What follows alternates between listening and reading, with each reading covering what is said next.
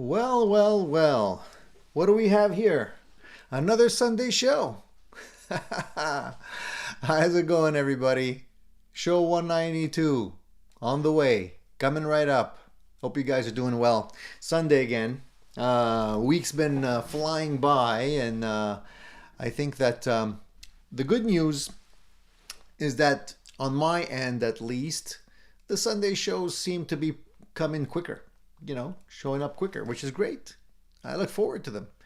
But I hope you guys are looking forward to today's show as well.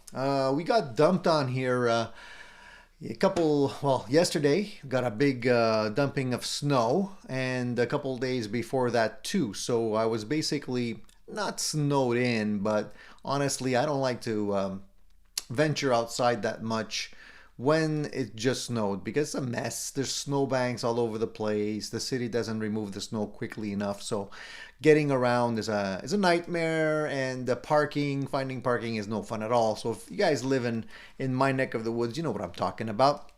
So what better way to spend a snowy day than to be inside and talk about gear with some good friends? That's the best way I can think about spending my weekend anyway. So that's exactly what we're going to do today. And I hope you guys are ready for it. So like I mentioned, today's show 192. And for those of you that are new here, please subscribe to be able to chat. I try and mention that every time we start the show, just in case there's some new faces here and they're wondering why I'm I'm trying to chat and I can't chat. What's going on? Something must be broken. I'm going to just adjust my seat here a little bit more. So if you just subscribe, you can chat and jump in on today's topics. And I think we have quite a few interesting topics lined up for today. I've been saving them up for you guys. First of all, welcome to all the newcomers. I hope you guys are following the show. And not only the Sunday shows, but also the little videos that I put out during the weeks. And the last one I put out, I think, was my upgrade. Yeah, I upgraded my Supersonic. It's right there in the corner. Right there. So if you guys didn't watch that video, go and check it out. I basically put in a brand new speaker in there. I put in a Weber. The default stock speaker that was in there was a Fender special design, they call it, made by Eminence, which is not necessarily a bad speaker. I don't think it's terrible, but I just felt that the characteristics I was getting from the sound in that amplifier could have been maybe a little bit better. So over the last little while, I've been experimenting with new speakers in that amplifier from time to time because I don't want to give up on it. I really like it. There's some really nice features and functions built into that amplifier that you can't really get in any other Fender amplifier at the moment, and I like it because it's just between, it can do that deluxe thing, can do the Vibrolux thing. It does have a nice drive channel, even has a mid knob, which a lot of Fender speakers still don't have. So, and then a really nice effects loop and all of that. So I put in a new speaker. I put in a Weber speaker, and I like it. It's still in there. I was playing it yesterday. It's putting it through its paces, and so far I'm digging it. Does that mean it's going to stay in? I don't know yet, to be honest. But if you guys want to listen to it and hear what it sounds like, I did a shootout. I posted it online, and basically I shot out the stock Eminence speaker. I even compared it to the little 10-inch speaker, the Jensen, that's in my cabinet for the Princeton that I'm building. And that's really what led me to try to see if a Jensen type speaker would do the trick. And so far, I think I think it sounds good. So let me say hi to everybody here.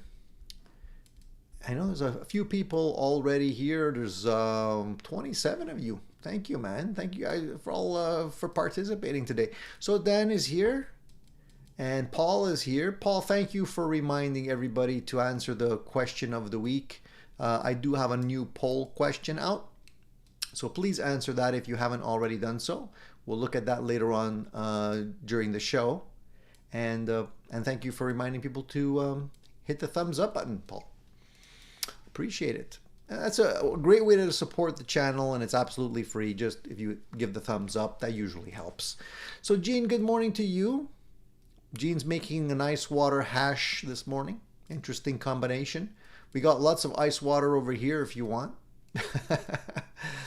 we even make ice wine here, believe it or not. If you guys haven't tried it, it's pretty good. If you like the sweet stuff, like I like the sweet stuff, it's very tasty. So good morning to you, Jean. Dan is here. Wayne is here. Music and Gear. Jack Collins. Nice to see you. Wayne, coffee and weed it is then. So Wayne's joining the bandwagon on that. Dan's ready for spring. Dan, I'm not only ready for spring, I'm ready to fly the coop, to be honest with you. I can't stand the winter anymore. I really can't. If I had to move, I think I'd head for the Amalfi Coast. That's where I would go. You know, south of Italy. To me, it's the most beautiful place in the world. Every time I look at the photos, it's just, I could almost like smell the espresso coffee, smell the food, smell the ocean air, ocean air in the, you can always smell that saltiness in the air, and all the beautiful little restaurants and just being near the water. Oh man, I wonder how much a reasonably sized home there would cost. I could only imagine. You probably can't even get one. Never mind. I would have to go bunk with a movie star. I know there's a couple of movie stars that have homes there as well. Maybe Clooney would allow me to stay with him for a couple of months. I gotta ring him up and see what he says. Wishful thinking. So Jamel's here, Rex10, Gene, Alex2112, AB Normal, love that name. DMAC says, hey everyone, no new gear, but taking lessons, starting to connect the dots between pentatonic scale and modes. Never thought I'd be a theory guy. Baby steps.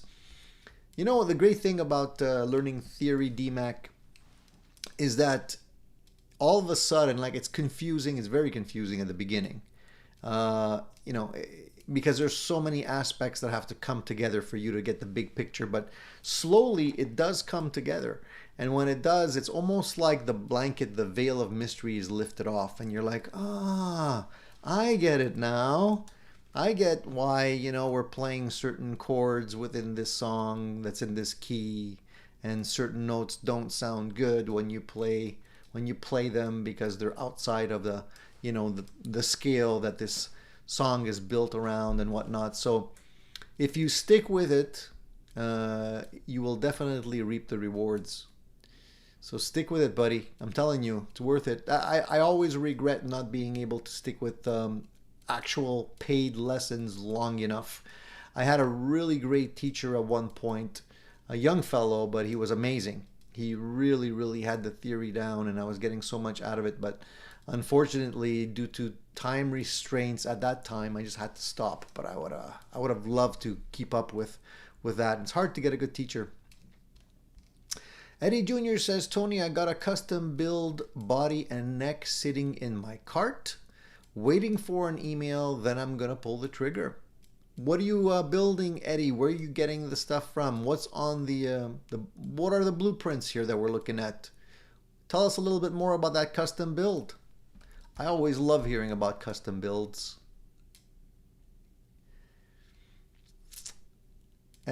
Jerry F says, hey Tony, check out Gary Moore, Jack Bruce, and Gary husband playing White Room, and I feel free. Moore plays a red SG like you're holding. Awesome video and recording. I will definitely check that out. Gary Moore, huh? Definitely Gary Moore was a phenom when it came to guitar playing, and everything that I've seen from Gary over the years always blew my socks off, so I'm sure this one will do the same. I'll check it out. Thank you, Jerry. I'll definitely check that out. Always looking for new things, so I appreciate the heads up. All right, Presley's here. Hey, Presley. Presley's getting ready for work.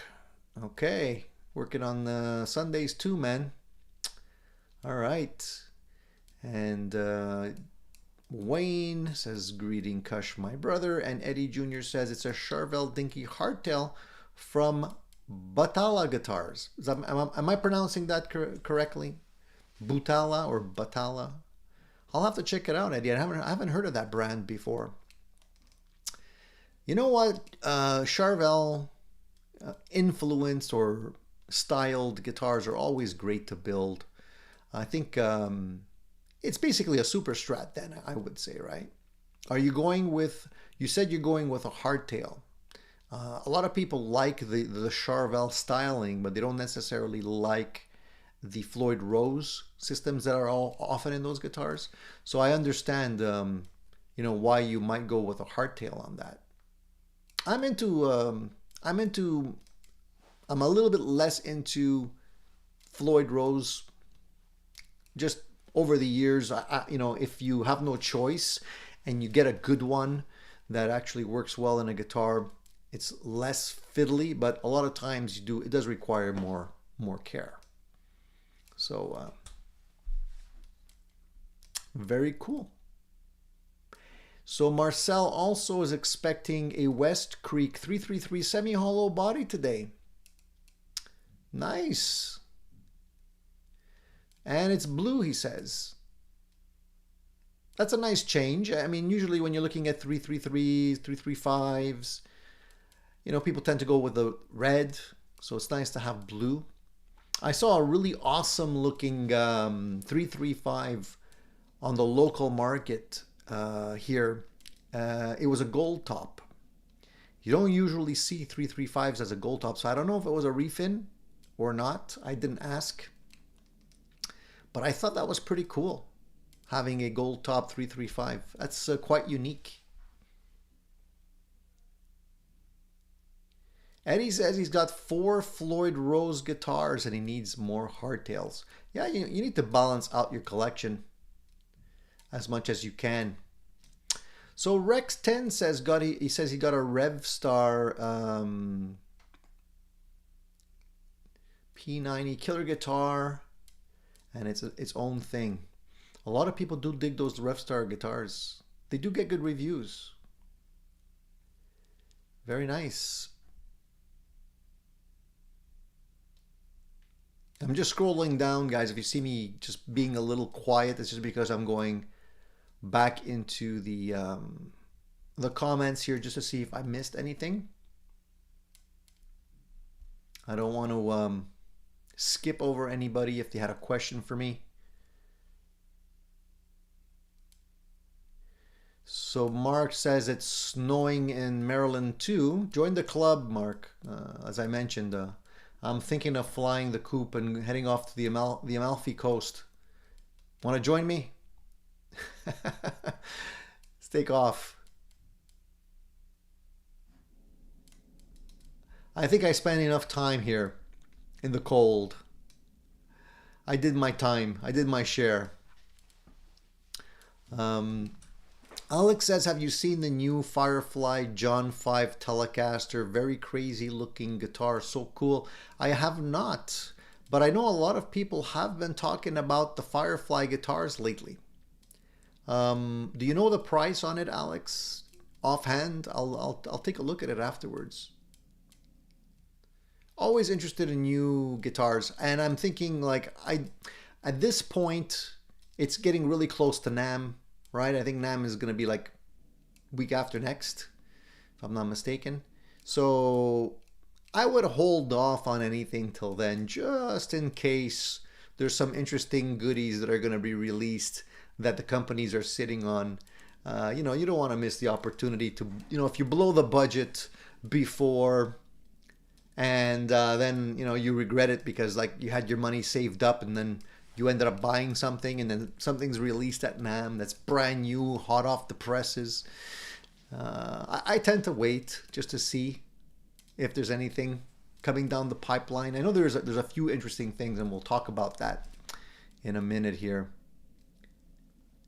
Davis Music says, I got a new Fender Tone Master Pro Modeler pedal board on the way.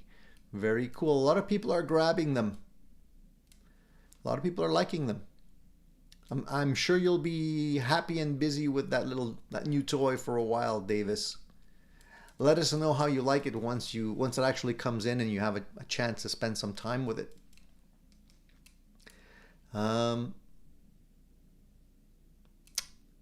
Just got myself a Takamine. I always wanted when I was younger. It's a 1999 limited edition dubbed The Mountain. Amazing machine. Very nice, very nice. Congratulations on that new acoustic. Everybody needs at least one acoustic. Or more, but at least one. Eddie says my Les Paul is a hardtail, obviously, but it's a piece of crap. What's a piece? Is it the Les Paul that's a piece of crap, Eddie, or is it the hardtail? Which one? So Mark says he found out that my Carl Martin Panama pedal doesn't sound very good through my Blues Deluxe, but my $50 X-Vive Golden Brownie sounds amazing through it. Expensive isn't always better. So this is when you mentioned, Mark, last week or so that you had picked up a Carl Martin Panama. I wanted to get your feedback on it. I didn't want to influence you, but I wanted to hear what you thought about it. The reason why is because I also had that Carl Martin Panama pedal, and I think I sold it the day after I got it. For some reason, I agree with you. It doesn't sound great. And it's not just the Blues Junior, just in general. I don't know. It didn't do it for me. So I didn't want to influence your opinion, but now that you mentioned it, I wanted to agree with what you're saying there. And you're right.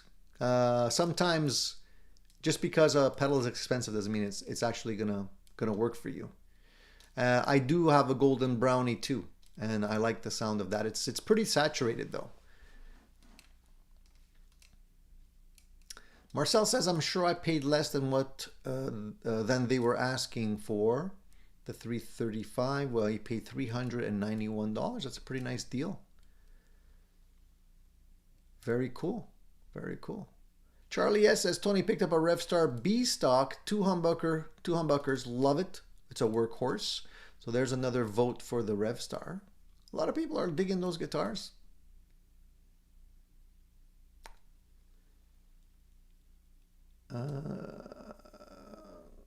Steven's got a run. He's got company. No worries, Steven. Hey, and by the way, Steven, I got your email. It is looking fantastic, dude. I appreciate all the effort. We'll talk about it a little later if you come back. Vox says Martin has an interesting looking new acoustic guitar they're introducing. Yeah, there's a few new things there in terms of guitars that are coming out. Martin for sure has something that's coming down the pipeline, but there's a couple of other things as well. We'll talk about those. I have a list here. Eddie Jr. says, Tony, guys, I was oiling my Floyds with gun oil, and I thought, why not try it in a bone nut? Works better than anything I've ever tried. Yeah, well, a lot of I have a little pen of oil. It's a special oil for machinery. Costs a lot. It's just like a little, very small container of oil.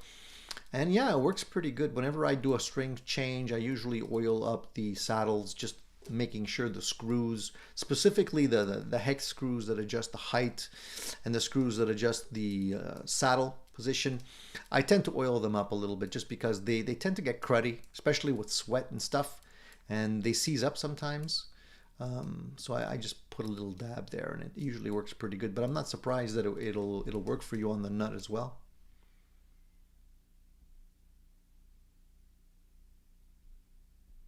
Paul has a suggestion for the pedal of the week. He says, played the Moval AP 104 Falling Star, $32. It's Electro Harmonix Memory Man Deluxe clone. I then put my Boss RE2 Space Echo on reverb. The Moval sounds better. No kidding, Paul. I I think I came across something on that pedal just last week. I know I saw a video on it or something like that, but for $32 you can't go wrong. Mark says the Carl Martin sounds fizzy and I can't take the high end out of it, so I'm gonna sell it.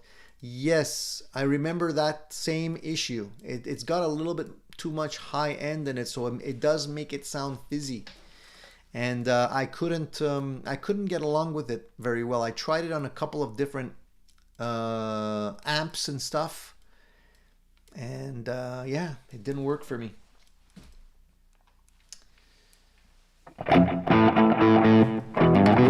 The sound I have dialed in today, the sound I have dialed in today is actually a combination of two amps played together. That's why you could almost hear.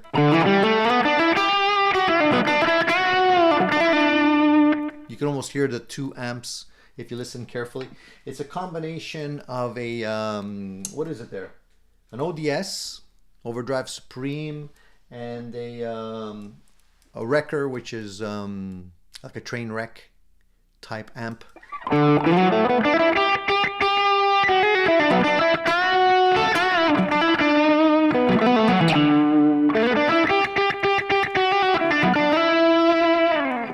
I love that sound. It has just the right amount of clarity and bite, and when you dig in, it can get a little bit more hairy, you know?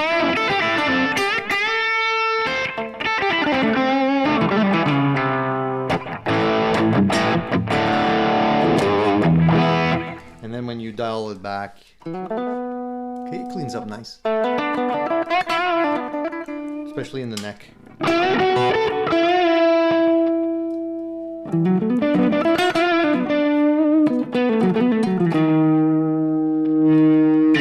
Anyway, I'm digging the SG, and I actually cleaned up a little bit yesterday. You couldn't tell. I'm actually standing in front of the camera, so you can't really tell what's behind me, but there was a whole bunch of things I had to clean up, so I did spend a little time cleaning up, and I don't do that often enough, and it gives me an opportunity to actually take inventory of what I don't necessarily need anymore, play anymore, and made a little list of a few things that I'm gonna end up probably putting on you know, online. The SG is not one of them though, guys, sorry. This one's gonna stay.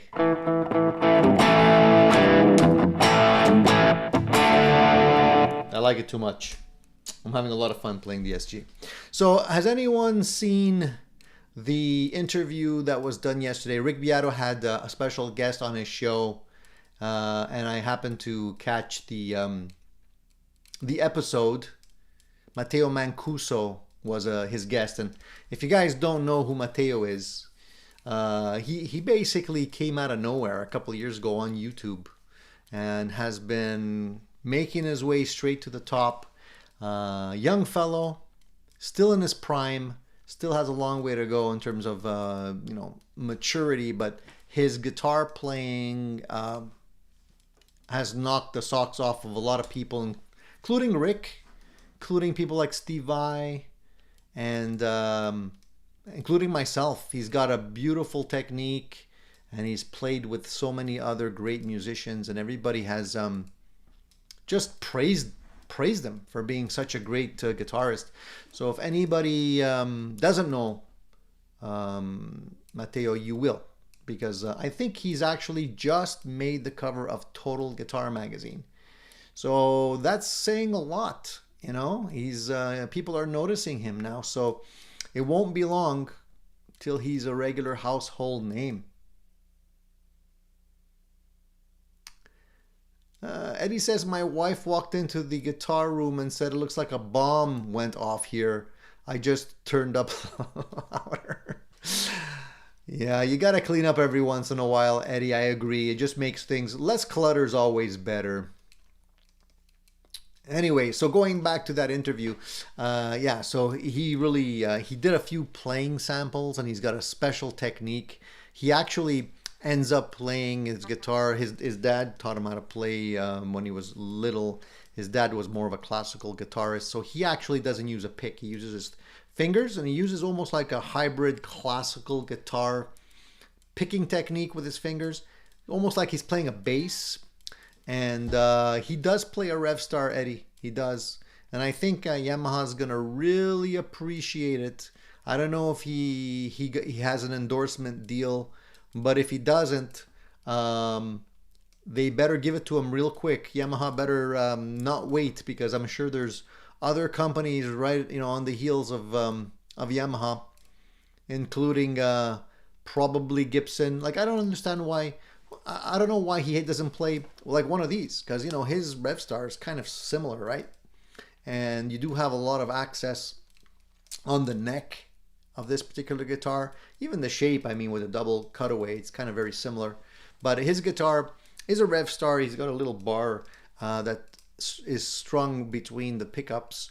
A little plastic piece here where he actually can rest his finger, kind of like what bass players do on certain, like, some people will rest their finger on the plastic around the pickup, but he has a piece that goes from one pickup to the other, so he can change position and play a little bit more up here or down here. Anyway, beautiful phrasing. He played a couple of samples, and amazing. He even had Rick giggling like a little girl there a couple of times because of his playing. So if you're definitely into virtuosos, he's definitely one of them. So I would recommend you check him out.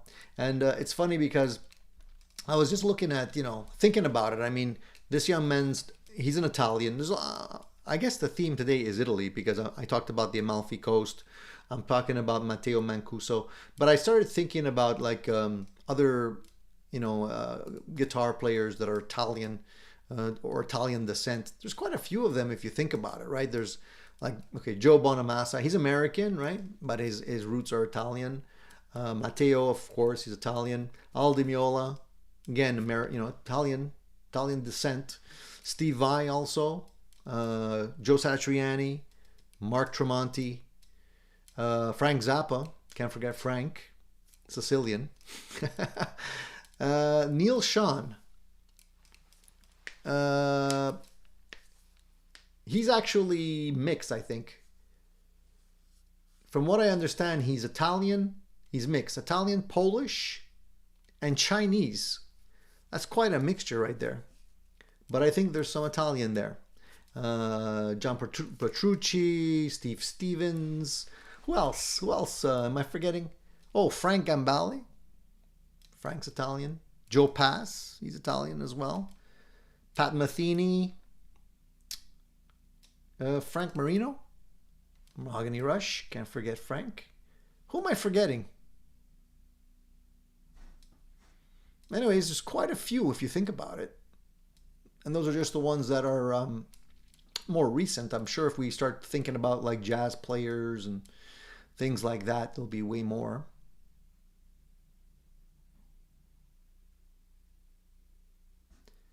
Vox says, anyone planning on picking up one of those MGK Razor Blade signature guitars? Not me. Maybe there's others. Eddie says that's a negative on the Razor Blade guitar. Paul says Yamaha bought Guild and have big plans with previews at NAMM. I wonder if they're going to get Matteo to make an appearance for them. It's funny because I see that, if Matteo's with Rick and Rick's in the States, maybe he's making his way over to NAMM. Would be a nice surprise.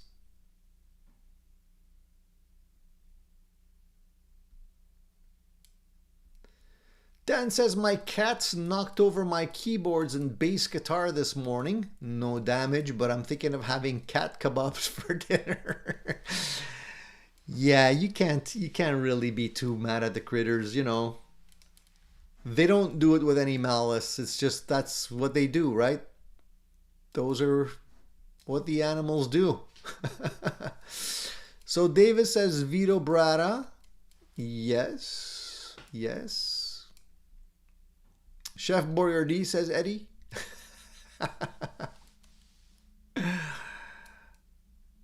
Rex10 says Revstar has a unique neck, small strat like nut. That might be why he sticks with it. Yeah, maybe. Could be. And Surfer By says, I just tried out a new Ibanez Prestige AZ yesterday. Beautiful guitar. All HSH, the Marzio pickups. Incredible player. I may buy it.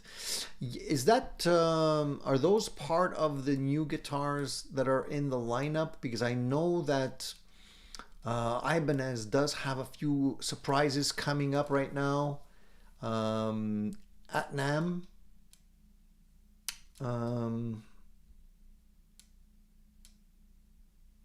I know they are, I believe it's the AZ collection for 2024. So I don't know if the ones you just tried are the 2024 models, but there's some really nice ones coming up. They have the HSS configuration, the HH configuration, and the HSH configuration. They have all of the different ones. Very nice looking tops on those new guitars, and no Floyds. It looks like the bridge is, I don't know if it's a Godot bridge, and the prices don't seem too crazy. So I think they're going to be hot sellers because they have, I think they're going to vary in price. They're going to be about 1,003, 1,004. And from what I can see, they look really nice. Like I'd like to have one of these. They remind me a lot of the Sir guitars. So Sir's going to have more competition on their heels. They have the 24, 22, I believe, and 24 for frets, if I'm not mistaken. Jumbo stainless steel frets, so the frets on those guitars are stainless, and they have a quilt top, one that they call a dragon eye burst, which is really nice. They have another one which is twilight blue, also like a quilt top. They have a 7-string as well, if you're into the 7 strings. And they have a really nice one called Deep Ocean Blue. Also a quilt top. That one looks really nice as well, but that one has a pick guard. So some of them have pick guards, some of them don't have pick guards.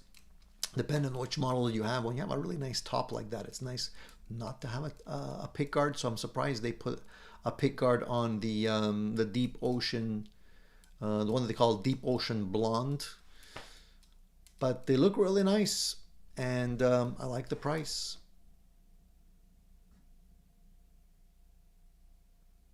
Anything under $1,000 gets my attention right away. Right away.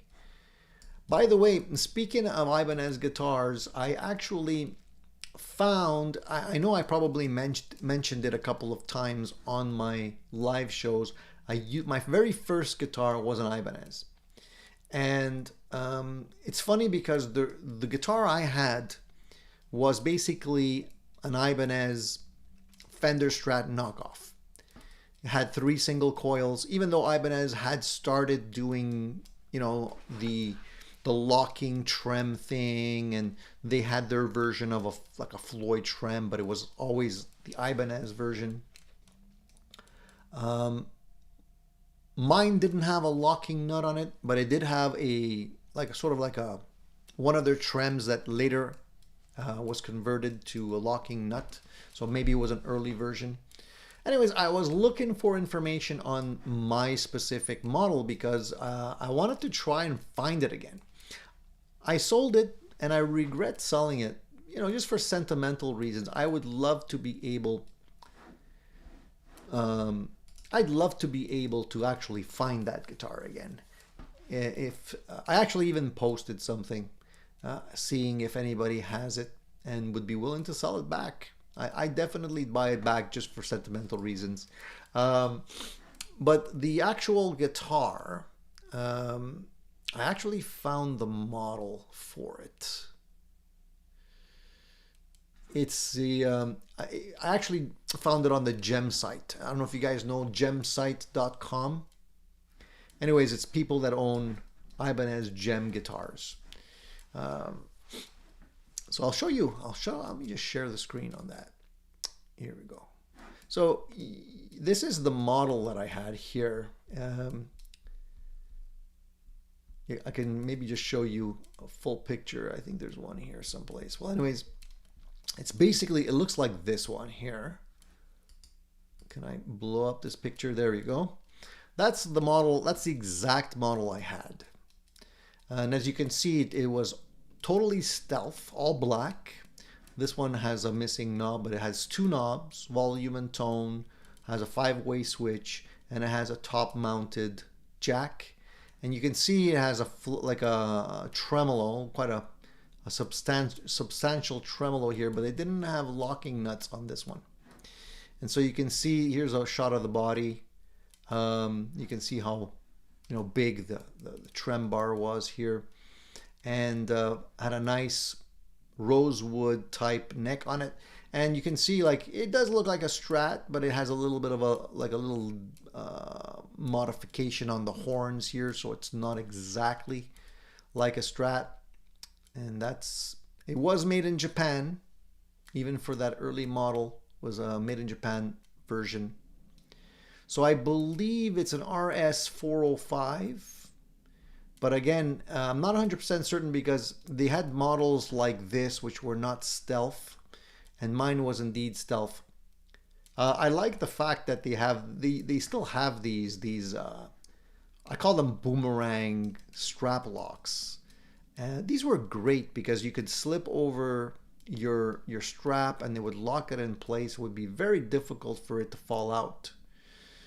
And I really liked them. They worked really, really well. Here you can see the back of the headstock. Had a very unique Ibanez shape, which later became more straight lines type of thing. And it had a 1-ply, totally black pickguard, like that. And this kind of the speed knobs there. You can see a shot of the front. So anyway, long story short, I'm trying to find it again. And it looks like it's more rare than I thought, because the fact that it is total stealth like that, I don't see too many models like that. So anyways, if anybody spots one in my neck of the woods, let me know. I probably buy it back just for sentimental reasons, because it is the first guitar that I ever bought. Actually, my mom bought for me, I remember. And I shouldn't have sold it. But you make stupid decisions now and then that you regret. Vox says, my first guitar was an SG copy from the Sears catalog, number 3-way, just two. No 3-way, just two. Sorry, I'm reading it wrong. No 3-way, just two slider switches on the front of the pickguard near the lower horn. She even had a Bigsby locking trem. Or Bigsby looking trem. Of course, it couldn't be a locking trem. Oh man, I think it's still early for me. Wish I still had it. Me too. There's a couple of guitars I wish I still had. Shane says, my first real guitar was an 88 Kramer, but those models are too beat up to play now. Yeah, if you still had it though, and you had it in good condition, that'd be worth a nice little chunk of money. Shane, how do you like your Greco? You still liking it? All good there? Music and Gear says, I had an Ibanez Roadstar 2, great guitars. Funny tremolo system they used back then. Yeah, it was kind of like an in-between tremolo system. I think they eventually, made some upgrades to it, and it basically morphed into what they have today. But it was kind of, I remember it working quite well though. It was pretty smooth. Chris says, looks like it was from the end of the Road series. Probably. It was back in the 80s, so I don't know when they stopped making the Road series. Rex 10 said, and I had an Ibanez Blazer custom, bought it in '82, and used it in my first band, toured Northeast with it. The one I actually got, that one there, I mean, there was at the time, there was also another really nice looking Ibanez Roadstar 2 Series model, which was more, it was flat. It was still had a Strat style body, but it had a really nice quilted top. It was more of the higher end model, and I saw one recently selling for like about $1,000 used, and that's the one I really wanted, but it was just out of my price range. But I remember having gas for that particular model, and I think there's still a lot of people still own those guitars, still like them.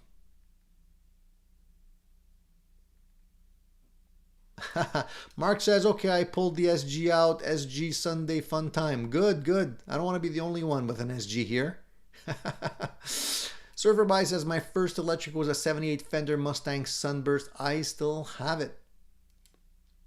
Cool. 78, man. That's getting up there. Shane says, the Greco's good, but it's a little heavy. It's okay, man. It'll build up the biceps from lifting up that guitar. It's all good. Vox says, my SG is always out.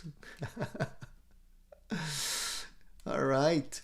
You know, I got to say, guys, something's happening with my tooth. A couple of days ago, I started getting a pain in my tooth, and it's I don't know, it's just bad timing because I'm gonna be going to Chicago at the end of this week, and it's like, do I go to the dentist before? Do I not go to the dentist? And the funny thing is, it's not constantly there. Have you ever had one of these things where it's like, my tooth, it's a little like I can kind of feel it during the day, but it doesn't really bother me. But at night, I lie down and it starts to hurt. And it's like, what's going on? Like, why is it selectively giving me pain when I lie down only? You know, I don't get it. So, you know, I have a feeling it's related to my wisdom tooth, because I still, believe it or not, have my wisdom teeth up here. I got my lower ones removed, and I still have the upper ones. And the last time I was at my dentist, he's like, you better get those things out. And I'm like, no. I'm the type of guy, there's enough painful things in the world. I'm not looking for more pain for no reason. I figured when they start to hurt, they're hurting anyways, it's a good time to get them out. But why cause pain when you don't need to, right? Anyways, so now I'm like, what do? Do I make an appointment to go see my dentist? I don't want him to like suggest that he's got to like pull out a wisdom tooth before I leave. That's no good, you know. Yeah, shots of bourbon will disinfect probably, right? I guess. I don't know, man. It's just bad timing for everything. What's going on? You know, it's like your body's like, wait for it. Oh, he's traveling now. Let's do it now. One of those things. Anyways, I'll survive, I guess. Wayne says, I just grabbed my old Raven SG with a cheap Bigsby with the white plastic bridge saddles. And pain because of stress trapped in the body? Could be. What am I supposed to do? Play more guitar? Yeah, Oragel. At a certain age, you want to put Oragel all over your body. By the way, guys, before I forget, we'll talk about things other than teeth for a minute here. Before I forget, in my notes for today's live show, I did put a couple of links for Wampler pedal courses. There's 2 pedal courses that Wampler has put out. One is called Wampler Blueprint, Understanding Overdrives, Distortions, and Beyond. And the other one is called Wampler Guitar Pedals 101. These are basically a series of videos that they've put out going over a whole bunch of interesting information related to pedals. If you guys are, you know, addicted to pedals like I am. There's a lot of very useful information. I was actually watching some of the videos yesterday, and Brian Wampler is there, and he's talking about all kinds of great information. Not only do you get to hear, you know, a bunch of pedals that he's sort of playing through, not just Wampler pedals, but a bunch of other stuff.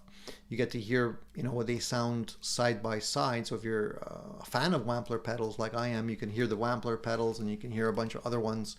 But the important thing to note is that he's actually giving some quite useful information, like, you know, how certain pedals react when they're buffered or being used before a buffered pedal or after a buffered pedal, specifically like fuzz pedals, the differences between different types of clipping when it comes to distortion pedals and overdrives and all kinds of stuff. So I just wanted to let you know the links are there. If you're interested, you got to buy the courses, but I do have a 20% discount code. I think it's a 25. Sorry, yeah, 25%. So if you use the links that I have in my on my notes and type in Tony25, you can actually get those video series and save yourself 25%. So just wanted to put the word out there in case you're into it, and they can be useful for you.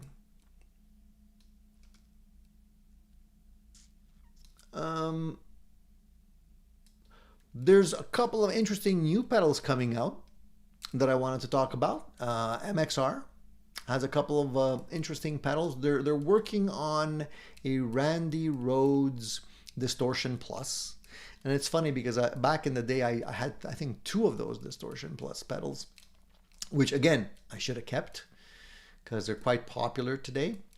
But they're going to be coming out with a Randy Rhoads model, which is basically, I think it's going to be polka dotted from what I can see, which is a little bit corny. But, you know, to match his Flying V.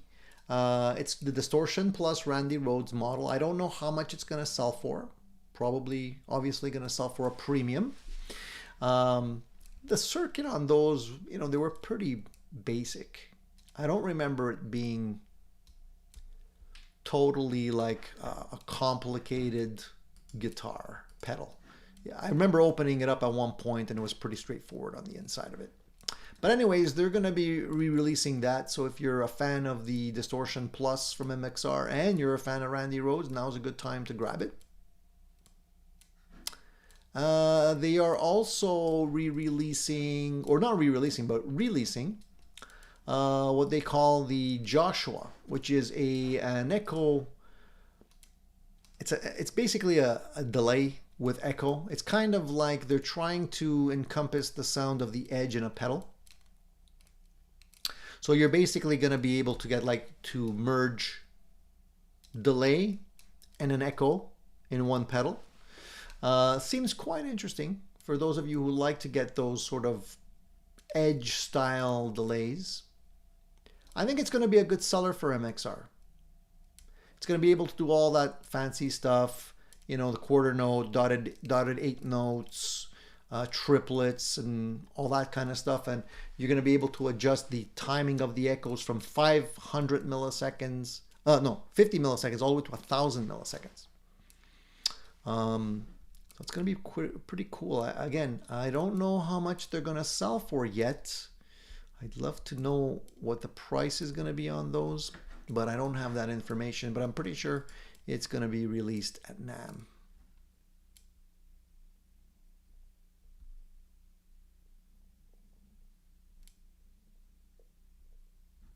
Cool Tunes Midi says, hello everyone. Tony, late to the show. No worries.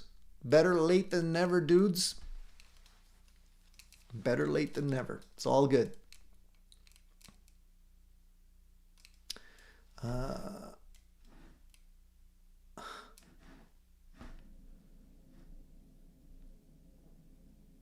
I wanted to show you guys something, but I don't have it here. Should I go get it? Let me go get it, okay? Hang on. I'm gonna just talk amongst yourselves. I'll see if I can get it. Give me 1 sec. I'll be right back.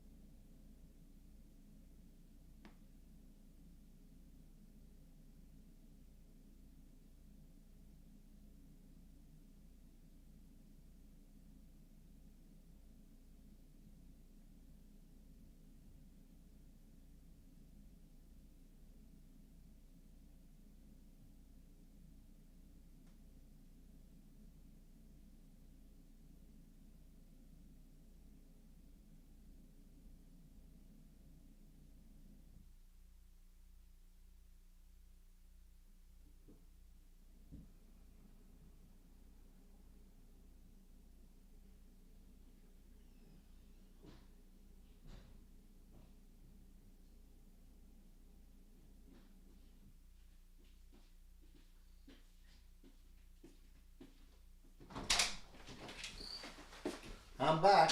I think I'm losing my marbles. Oh, here it is. Here they are. Man, see what happens when you clean up?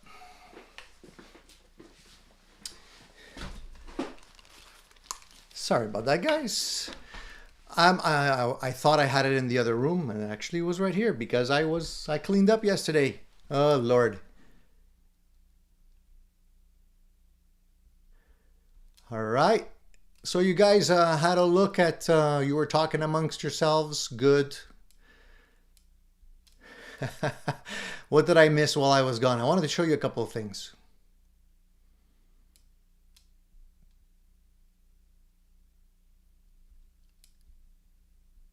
All right, so I didn't miss much. Yeah, so I went out to get these guys because we're talking pedals. The new X pedals that are out are really great. I got a couple lined up and that I'm going to be reviewing for you guys. There's one called the Verb Core Deluxe, which is this guy here. And hold on. The boxes that they made are really good because the pedals don't fall out. The Verb Core pedal from New X, very nice delay pedal, because we were talking about delays just now.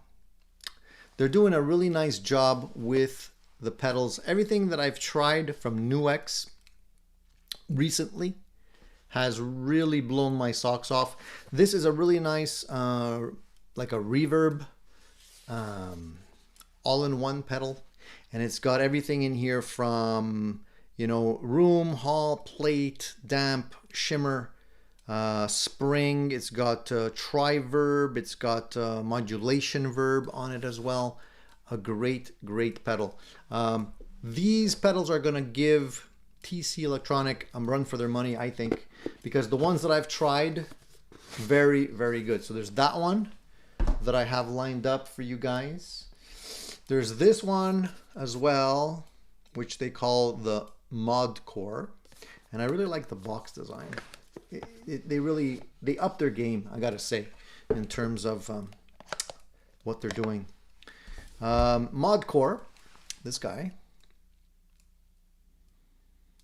Deluxe, and it's the Mark II version. So they had one of these in the older models. Now they revamped it.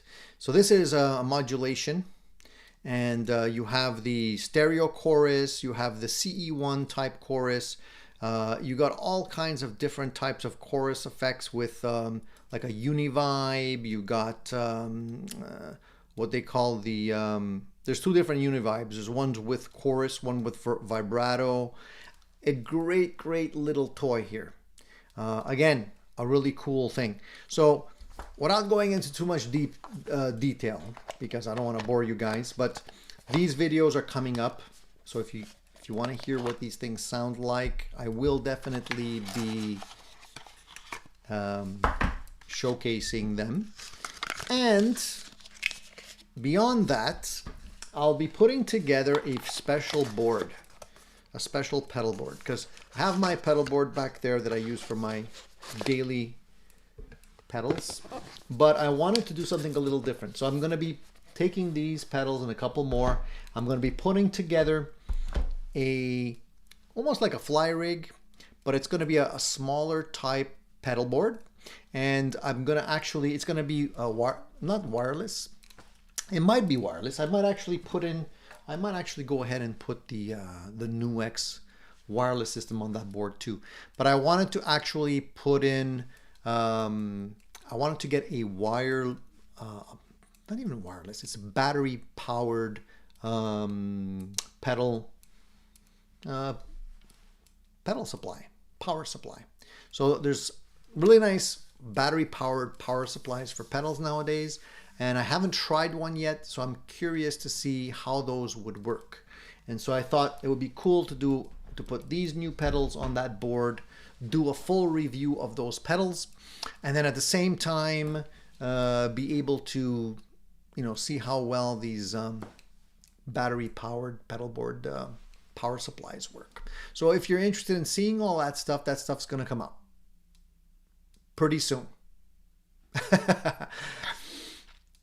Let's see here. Comments. Let me just go back on the comments.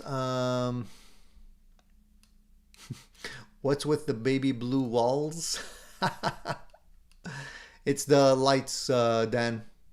The LED lights make the walls look baby blue. I can change the color. And I agree with you, Gene. Yes, the room could use a dog.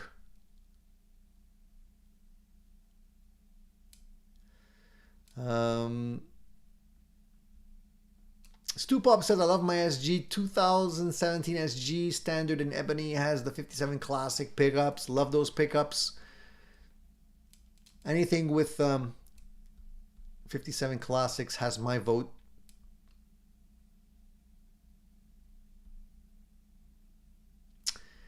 Music and Gear. So I like the Friedman head sitting back there. Yeah, that's coming up in a video too, Music and Gear. So if you're gonna be interested in hearing with that one, I realized last week I never actually did a review.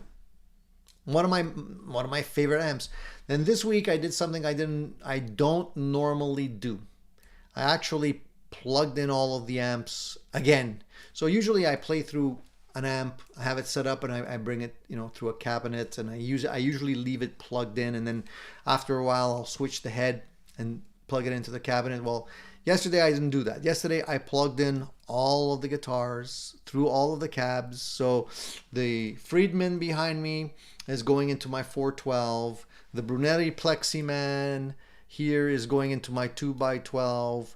The Marshall here is going through both these 1x12 speakers, but they're all plugged in and ready to go, including my the Supersonic there, which is also plugged in and ready to go. So in a drop of a hat, I can plug into any of these amps and have some fun, which saves a lot of time if you think about it, because there's nothing worse than having the urge to play and then having to go and find cables to plug in the back of your amps into the cabinets, and where did I put the power cord and whatnot. So I set it all up so it's ready to go, and I'm going to be able to I'm going to keep it that way. Try and keep things clean and ready to go.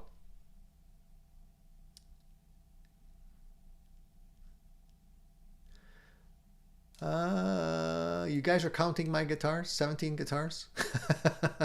Is it 17? 1, 2, 3, 4, 5, 6, 7, 8, 9, 10, 11, 12, 13, 14, 15, 16, 17. Yeah, 17 plus this one is 18, right? You missed one. Yeah, like I said, I cleaned up.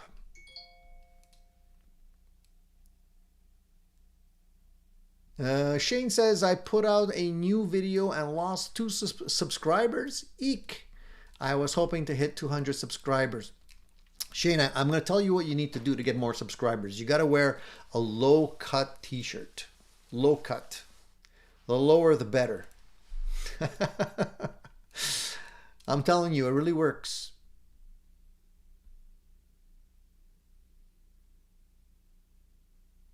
Paul says, I have an old Ibanez Jet King with P90s, a reissue of the first guitar with Ibanez on the headstock made by Guillotone. It was only available for 2 years. It has a massive and aggressive sound. Really cool. I didn't even know about that. Very cool. See, I learned something every show. This is why I love doing the shows with you guys, because you guys bring a whole lot of useful information. It's not just me talking, but you guys downloading information into my brain.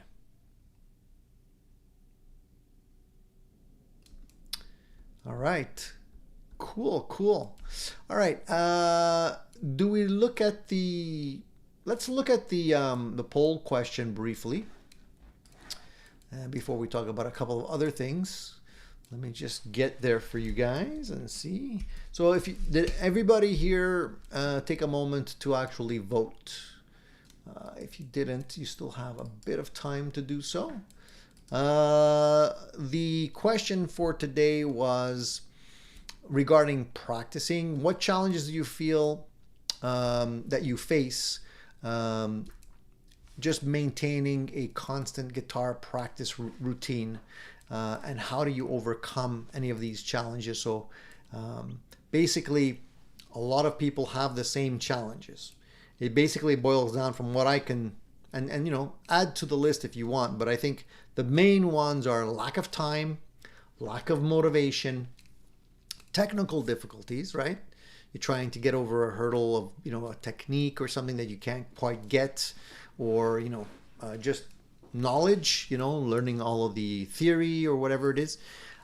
Distractions or lack of focus. So it's not necessarily just lack of time, but just being able to focus long and hard. And unrealistic expectations is a big one. You know, people get discouraged because they feel like they're not moving quick enough. They're not showing progress fast enough. So which one of those categories do you guys fall into?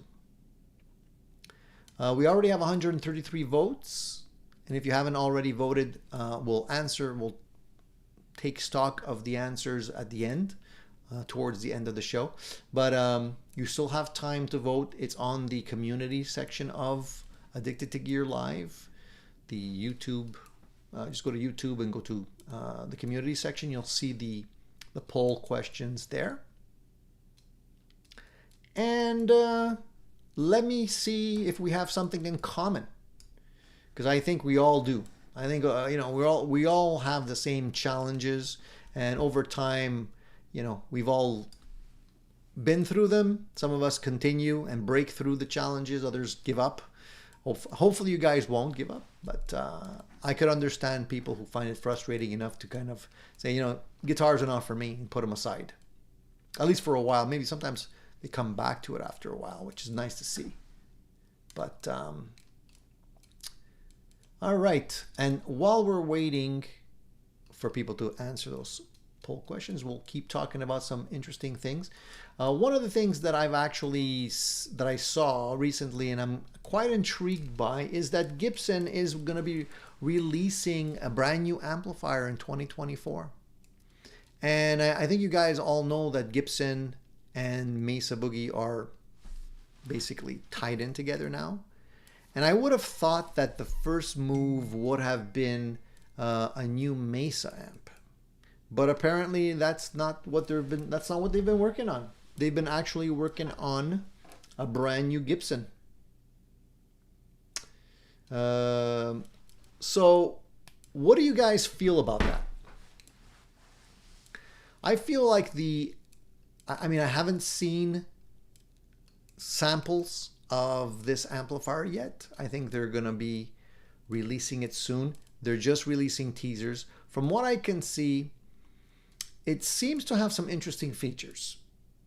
They call it the Falcon, and you can see that it has full power, half power, or low power mode.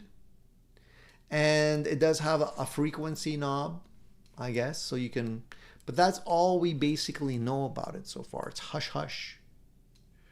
And I'm sure the guys over at Mesa Boogie had something to do with it. I'm sure, because I mean, it's no coincidence that Gibson is releasing a brand new amplifier after, you know, acquiring Mesa. Now the question is it going to be a good amplifier? Is, you know, Gibson going to be playing with the big boys when it comes to amps?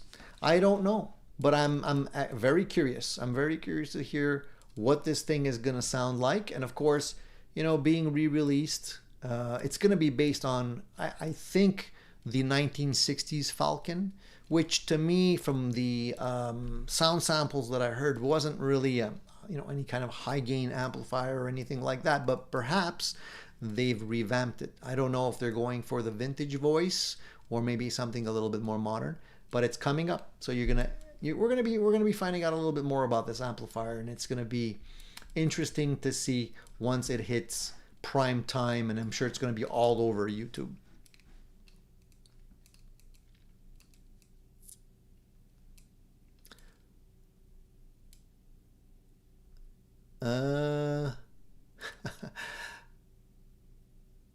Gibson will most likely trash the Mesa Boogie brand. That's what they normally do. Do you think so? I don't know. I mean, I think Mesa Boogie's got, they're bringing in too much cash, I think, to be able to do that right now. You know, if they stop performing, you know, or if they might end up going that way. There's always a chance, but I have a feeling that that won't happen. It won't happen very soon. Perhaps a little bit later. Never say never, though. That's one thing I learned. Stu Pop says I noodle several times a day, but my practice focus is lacking for sure. Definitely focusing is a big part of being effective when you actually put in practice time, not being distracted, perhaps turning off the internet. I know that a lot of us, when we end up practicing, we actually pull up material off of the internet, off of YouTube, lessons and whatnot. But sometimes that backfires because then we get distracted by shiny things, and before you know it, we're watching UFO videos instead of practicing, you know. So maybe during practice time, maybe just disconnect and just focus, you know. Try and focus.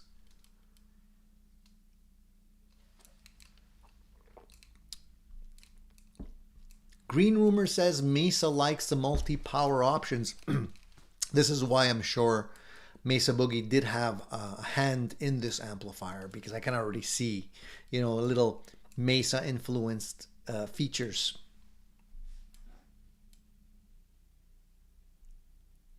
The thing is, I don't know, are there going to be any special features, you know, built into this amplifier? So if you plug in to the amplifier with a Gibson guitar, something magical happens because it's Gibson with a Gibson, you know?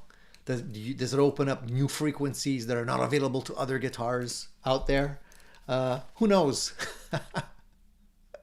Who knows what they're going to be doing? Shane says Gibson trashed Kramer, Epiphone, and Steenberger to third-tier companies. Why not Mesa? Well, maybe they learned from their mistakes, Shane. I don't know. You know? I mean, a lot of companies grow by acquisition. So if you either grow by acquisition or you grow by getting rid of competition.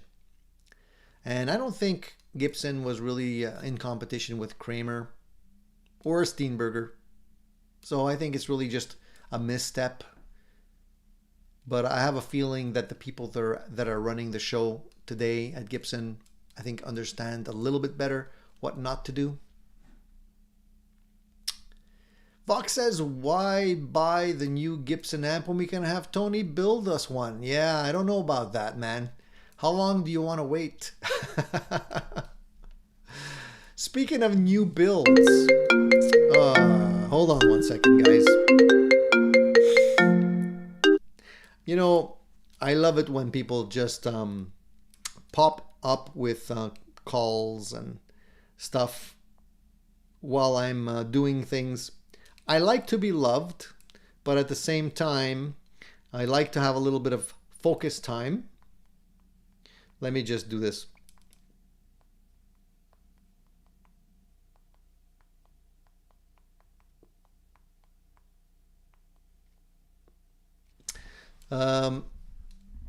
I got distracted. You see, sometimes little things like being connected and reachable at all times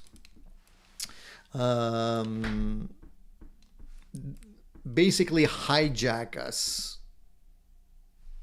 They hijack us because we're focused, and now something pops up. You get a ding on your phone. You get something popping up on the internet. You get an email message or whatever. Somebody walks in the room. You gotta basically lock yourself in a room, barricade yourself in, unplug from any devices, turn on your metronome, you know, and maybe use a wind-up metronome so you don't have to rely on your phone, and practice away. You got to do that, man. I'm telling you. It's getting to that point. Anyways, I almost got distracted again. Talking about new releases and, you know, building an amplifier. Well, fat chance of me building amps for anyone out there. I'm lucky if I can get the one I'm working on right now working for me. So I don't think that's an option. But one of the interesting things that I came across just the other day is that, you know, anybody that's interested in the clones, you know, there was a big hype around the Klon, JHS with their, kind of spoof on the Klon and whatnot. Well, there's gonna be a new Klon, a real Klon being built. For any of you who are not familiar with this news, I'm gonna try and just find it here very, very quickly for you guys. I knew I have it here somewhere. Where did I put it? Here we go. So here it is. So I just came across this. So for those of you that are not aware and you want to get a Klon, an original Klon from Bill Finnegan, you have a chance to do so now, because he's going to be building one and putting it for sale on eBay. This is the original circuit made by the man himself. Just like all of the other original Klons that are floating out there, and there's not that many. And what he does is he does this from time to time, and he'll build one, he'll put it out for sale on eBay, and all of the money apparently goes to one individual. We don't know who it is exactly, but he's basically doing this to help somebody financially. And nowadays these pedals are worth quite a penny, and they can actually the price can actually go up in the thousands, right? And so what's going to happen is they're going to be listing it on eBay. You can bid on it, you can buy it, and all of the money, 100% of it, will go to this one individual just to help. It's a she, apparently, and he's done this before, and he's doing it again. So it's interesting. If you want to buy one, make sure you got cash ready. It's going to be expensive, you know that, and there's going to be a lot of bids. The persons, if you want to actually bid on it, I believe they mentioned who you need to follow. So this is a quote right on the Klon. I believe this was off of Instagram, or I'll read exactly what was written. It says, "Hi everyone, quick heads up that sometime in the next few days, a new silver finish Centaur unit, the first one in a long time, will be listed on eBay as an auction item. Once I finish it and test it, it will have been hand built and fully tested by me personally, as every other genuine Klon Centaur unit has been since 1994. The unit will be listed by a longtime friend of mine, to whom I am giving it.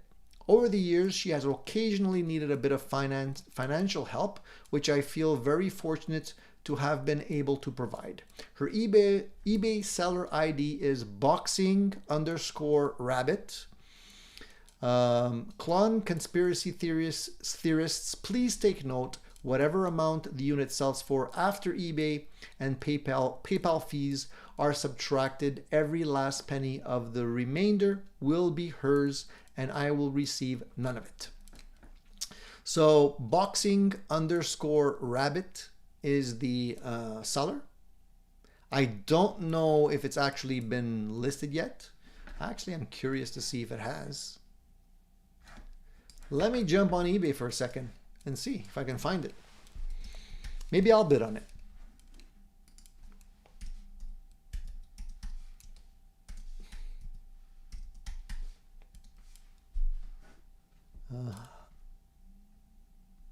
How do I find, oh man, I don't know if I'm going to be able to find it.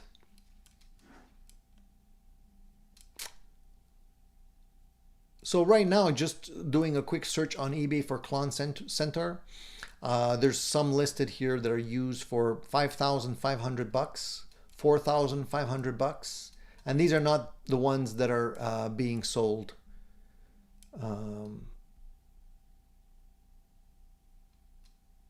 There's another one for $3,999, $4,068. There's one here, $7,000. Holy mackerel, $8,000. It's pretty nuts, guys. Here, let me show you. Let me just look at this. Look at the prices on these things. 8,000, 10,000. So I could only imagine This one's 5. It's a bargain compared to the one at 10. These are all knockoffs, obviously. So I don't think it's listed yet. 6,000. I think being an original, newly made. This one's 5. This one's 10. It's gonna be way up there, guys. I don't know how much, but could you imagine paying that kind of money for a pedal? You can buy a Wampler pedal and get the same sound. It's crazy. Anyway, but if you got the cash, hey, you know, good on you, man. If you want to buy it, and maybe it'll be worth more money down the road. Who knows? Maybe it's an investment. But it's a lot of dough. It's a lot of dough. So I just want to give you the heads up in case you're interested.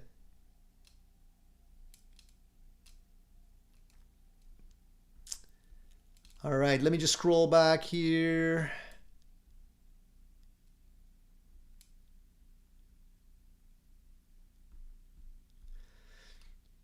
Eddie says, I'm busier than a one-legged man in an ass-kicking contest. So I really have to work to find time to play. I understand that, man. I totally understand. Stupop says, the worst thing for my guitar progress has to be from watching YouTube videos instead of listening to music. Well, the worst thing for me is actually messing around with gear as opposed to practicing. Because that basically will put a damper in things just as much as YouTube videos. So there's that, you know. Marcel says, Tony, I just sent an email with pictures of my Memusi Classic with Peg City pickups. Thank you, Marcel. I'll definitely take a look at that. I really like to see all kinds of pictures of gear, so please keep them coming if you want. I'll take a look right after the show.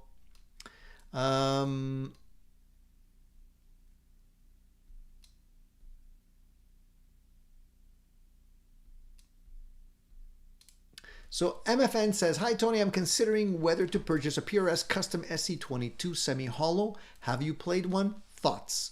So I haven't played the custom, but I do have a semi-hollow version. It's not on my rack today.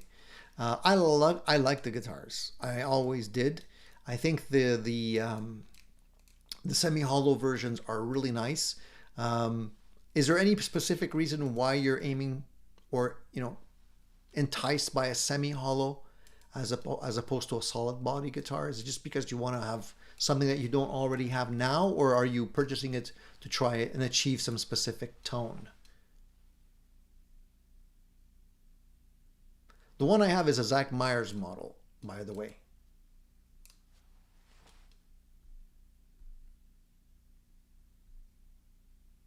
Paul says, Tony, I hope it's a brand new Gibson, as the originals had zero high end and very muddy lows you couldn't dial out. As I mentioned, Paul, I watched the videos on the original ones, and they were very lackluster, in my opinion. I wasn't really impressed by them. There was zero interest in paying money for that sound. So I don't know what they're going to be doing, but I hope it's got some surprises up its sleeve, because they're gonna definitely want to hit the ground running with a new model. Marcel says, I just bought 4 CTS PP pots, 80 bucks Canadian. Next ones are going to be Borns at 1/4 the price. Yeah, you can spend a lot of money on those pots, and depends where you buy them from, Marcel. Some of them are very expensive. There are some sources where you can get them for cheaper, though.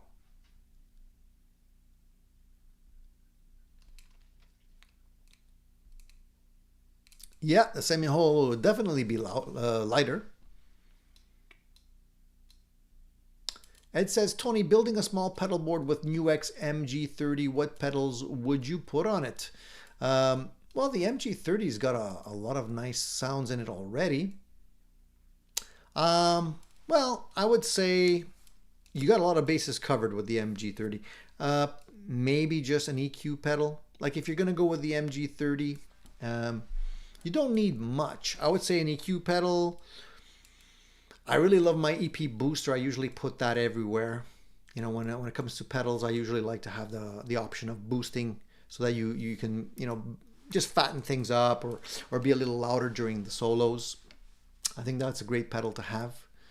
Other than that, man, you got a lot of stuff covered with the MG30. Let me see. Because really, you know, what's the point of putting extra effects? I mean, you got everything built into the MG30 anyways. I don't think it's really lacking anywhere specifically, unless you want coloration, you know, or you want a specific sound. For example, you know, if you want a specific fuzz sound or something that you can't get out of the MG30, I would look at it this way. If there's anything that's lacking in the MG30 that you really want and you have as a pedal already, then put it on the board. Otherwise, I would keep it simple, because why make it more complicated for nothing?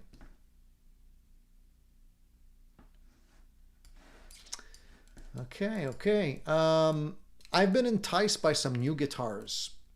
Have you guys seen the SBS guitars? They're listed right now on Guitar Fetish. Have you seen them? Anybody here seen them? I like them. They're very inexpensive, guys. And if you like the Charvel style guitar, you might want to take a look at the new SBS guitars. What I like most about the new SBS guitars is that they're not relict, because they had a bunch of SBS guitars in the past that were relict. Didn't like them. The relic looked overdone and cheap. The new ones look much better. I can actually pull them up for you guys if you want to take a look. Let me just pull it up. What do I think of Roswell pickups? Some of them are really good. Some of them I didn't care much for. The one in my guitar that I have here, that guitar, which is the, let me just, can I get it? I'll get it in a second, okay? Because I'm just like hooked up here, but I'll show you what's in there. Those anyways are nice. The ones in that guitar sound great to me. Depends on the model. They're not all the same, the Roswell pickups, I've noticed. All right, so let me just pull up these guitars for you guys, all right? This just came out, so if you're not aware, I'll show you together. Here we go. SBS guitars, 2024, limited time offer. So these were the old ones, the ones in the middle here. You can see it has like paint scraped off and stuff. Didn't look nice. The new ones are much nicer. So they have the showroom series and the custom series. And by the way, I am trying to get one for a review on the channel, and hopefully I can. We'll see. But here, let me just pull them up. So if we go to, I'll skip over the vintage series because I'm not interested in that one. I'll go to the showroom series. Okay. So they have different models. So we'll go to this one. Let me just pop it up here. Okay, can you see that? So for example, okay, it's not maybe the nicest color. Perhaps you don't like the green, unless you're, you know, a Steve Vai fan, because he used to have a really cool green guitar. So the only thing I don't really like about this guitar is the fact that it has a reverse headstock. I wish they wouldn't have made reverse headstocks on these. Now, I don't think they have an option for right side up, but it looks a lot like a Charvel with the Floyd. Open pickups, no covers, no pick guard, really nice looking neck. So this guitar is $359. It's a steal. $359, really. I don't think you could do much better. So here you can see a little side view of it. It looks sweet. You can see it's got coil tap as well. So you got the jumbo frets, high gloss bodies, and upgraded hardware. Solid alder, roasted flame maple neck. What else? Genuine Floyd Rose, it says. We don't know what model though. And it's got US designed SBS Alnico 2 overwound pickups. Treble bleed circuit is already installed. And you have some of them with hand relic finishes, but I don't think it's this particular model. You know, for this kind of price, yeah, I think it's American dollars. I'm pretty sure it's American dollars, guys. And there's going to be, you know, shipping and duties involved as well. But just to show you, so there's, you know, you have the green, you have red, Ferrari red, which is a really nice looking one. I'd probably go for that one, maybe. Again, $3.59, pretty cheap. If you had to buy the parts, probably cost you more. If you don't like the pickups, easy swap, you know. I just don't like the reverse headstock. So they have models that don't have the reverse headstock, like this one, but they don't have with the HH configuration, and the body's not the same. This one's slightly different. So I'm not a big fan of the SSH configuration like this one has. So I would prefer the other body style. But they don't have, unfortunately, they don't have the standard headstock that's not reversed in that model. They do have it with this body style here. So if you like the Strat style bodies, you can get them in this configuration. This one's not my favorite color. Battleship gray, it's kind of like meh, not necessarily as interesting. So in this configuration, you still have the Ferrari red, you have the black, red, blue. I think I might just grab one of these guitars. This is a nice one right here, guys. They have the gold top. What do you think of the gold top? Kind of like it. Interesting, no? It's hard to tell though, you know, with a gold top, what you're actually going to get. So what do you guys think? If you had to pick a color, which color would you end up getting? Would you get the gold top? So you have the metallic, you have the neon yellow, which is always, if you're looking for attention, it's definitely one to get. I like the yellow and black combo. Looks like a sports car, you know? So that's a nice one. I'm not really a big fan of purple, but you have the purple if you want it. I'm not a huge fan of purple. I like the red, but I don't like the white pick. I don't know why they put white pickups on the red model. They should have put black. I don't think, is that an option?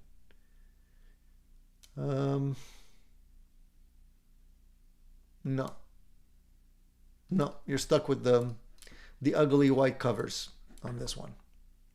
That's a weird combo. So it's almost like you're gonna have to switch out the covers if you want to get. That's a bad choice they did there. So that's it. That's what they have. I think they're pretty nice looking guitars overall. I think they could be pretty sweet, and you know the price is right. So the question is, do you go with red with more of a dinky body style with the black pickups and reverse headstock? Or do you go with the other one? Let me know what you guys think. I'm curious what you guys think on that one.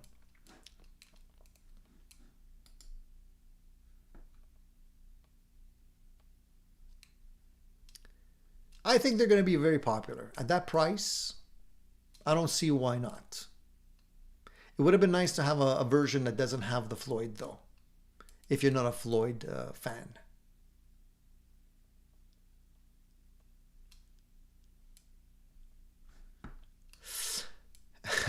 Vox Guitars Rock says bonjour Tony, comment ça va aujourd'hui la femme de voix? Ça va très bien. we're gonna talk a little bit French today, I guess. um. So what else do you guys think? Who's gonna grab one of these? I don't know. Yeah, it's the shipping is. I got burnt with the shipping in Canada. 150 bucks shipping is steep. So you're looking at, all right, it's 259 bucks US, which means it's gonna be 300, let's say 350 Canadian plus another 150. So that's 500 bucks basically at the end of the day.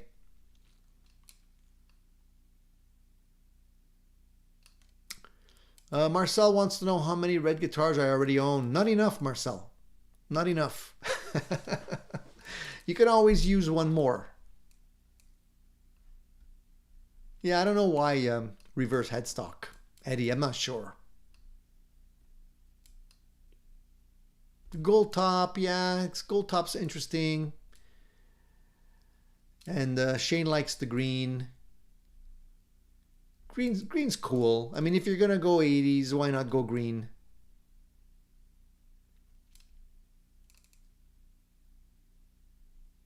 Marcel says I can't buy a flashy guitar. People will think I can play.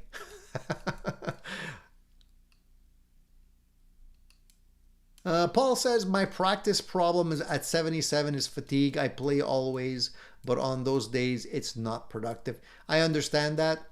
People struggling with arthritis or bad backs or whatever. I just recently read an article on, I think, I forget if it was Guitar World or Guitar Player or whatever.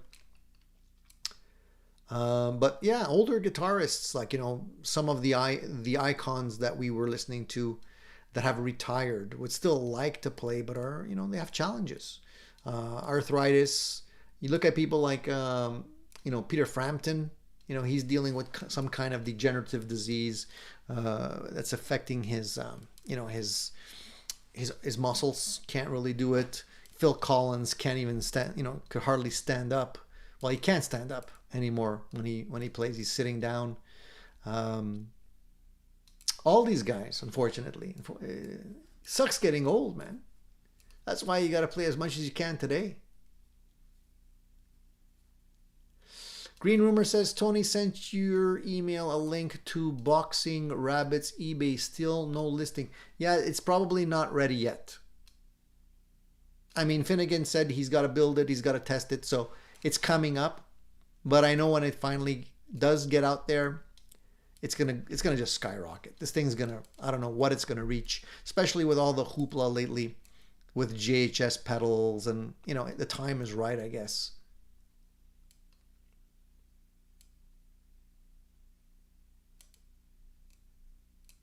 That would be a good base for an EVH project, I think. Although the headstock is not really like an EVH headstock. It's slightly different. But yeah, you can definitely do that with it. Don't forget, you can also build your own, right? You can also, unless you really, really want the Floyd, because it's routed. The bodies here are routed for Floyd Rose guitars. Alex Lifeson said he's having arthritis problems too. Yeah, I know before Neil Peart died, he was also having issues with his body just giving out, playing the drums. And a lot of other drummers. So there's that, man. It's the Stones' fault. Paul says it's the Stones' fault. Still going at 80. All the rest say I want to keep going too. Maybe. Hey, they're the benchmark. If the Stones can do it, you don't have an excuse not to do it, right? Marcel says he fell down on ice 3 days ago and still have a bad wrist. Dude, this is the perils of living here in Canada. I gotta get out of here. I'm telling you. I gotta go. I gotta get to the Amalfi Coast. That's where I want to retire. Again, who's with me? Let's all go down there.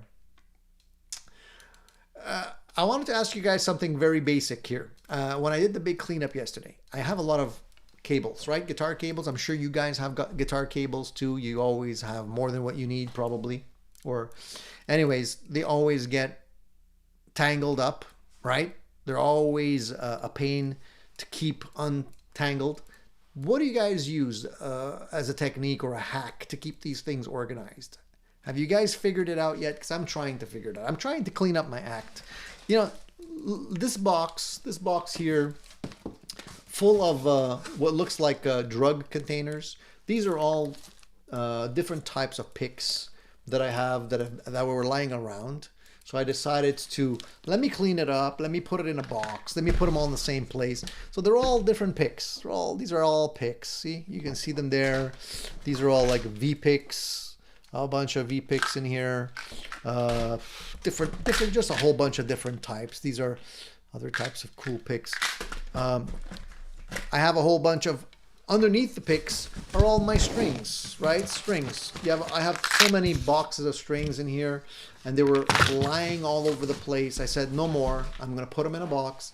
So I have my strings, my picks, all in the same place. I know where they are. I'll be able to, when I have to look for a pick, I know where to go. But I still haven't figured out the right way of handling all of the cables. All of these guys, they're all over the place. What I've decided to do, boxes are no good, Frank, because then they get all tangled up and it's a real pain. So what I'm going to do, I'm going to try it. I'm going to go to the dollar store. I'm going to buy a bunch of those freezer bags, those Ziploc freezer bags, the big ones, the thick ones. And I'm going to put, a cable in each one and then maybe put them in a box. At least that way, they're all separated. And you can pull one out. You can find them easily. And, as long as you put them, roll them back up properly, put them back in there, it keeps them separated, because there's nothing worse than trying to connect things quickly and it's all tangled up. You know how it gets. So I think that's what I'm going to do. I'm going to invest the $2 or $4, whatever it's going to cost me for a box of those freezer bags, those Ziploc bags, and that's going to be what I'm going to be doing. So this is how I geek out, guys. This is it. I try and figure ways of keeping things clean, because believe it or not, clutter's not your friend, especially when you're trying to make videos and stuff and make them quick. Shane says, time to go cableless. Get the Nux B8. I'm ahead of you, Shane. I have it right there. But I don't always use the B8. The B8 is great, by the way, guys. If you wanna go wireless, I did a video of it not long ago, and I was gonna connect it today. But sometimes it's just hardwire is just quicker. I'm just right here, so boom, I just plug it in. But yeah, the wireless system is awesome. So if you haven't seen the B8 in action, check out my video on it. It's really cool. Frank says I need a cable rack. Well, if you have a system, you might not need a rack.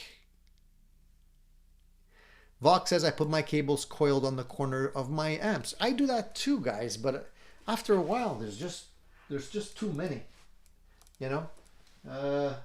I don't even remember where I put mine now. I cleaned up. This is the problem. I'm not used to having a clean space. Anyways, they're on the floor by the, just off camera here. There's about a pile this high, cables. Yeah, it looks like a rat's nest, exactly. And then you try and pull one out, you can't. You basically untangle the whole thing or retangle the whole thing. So guys, riddle me this. Why are PRS bass guitars not as popular as their guitars? I never actually even thought about the basses, but PRS does make bass guitars. It seems to me like there's not a whole lot of talk about the PRS bass guitars. I'm wondering if they're any good. Maybe they're not. I'm not a bass player, so I can't really comment on that. Anybody out there dabble in bass? Maybe you can answer my question. I don't know. To be honest, guys, I had to actually Google it to see if PRS made basses. This is how they were completely off the radar for me. You know, I've never once said I gotta go and get myself a PRS bass. Not once.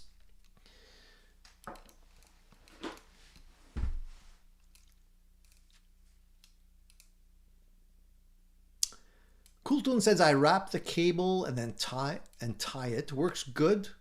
The freezer bag thing will be pretty clean, hopefully. Mark says the bass player in my power trio has a PRS bass. Really? Okay, so there you go. I haven't ever seen a PRS bass in the wild, Mark, believe it or not, yet. My bass player has a Fender bass. He's got a Ernie Ball bass, but I haven't come across a bass player with a PRS bass yet. It's hard to beat a P bass, man. It's hard.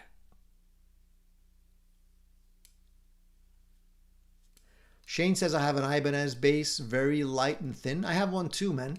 I bought it not because of its looks or anything like that. It actually has powered pickups in it, so it needs a battery.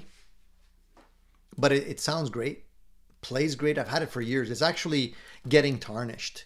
You know, you have had a guitar, an instrument for too long when the frets start getting tarnished, and the tuners and bridge start getting tarnished. Well, that's what's happening with that particular bass, but it still plays great. The neck is just straight and great.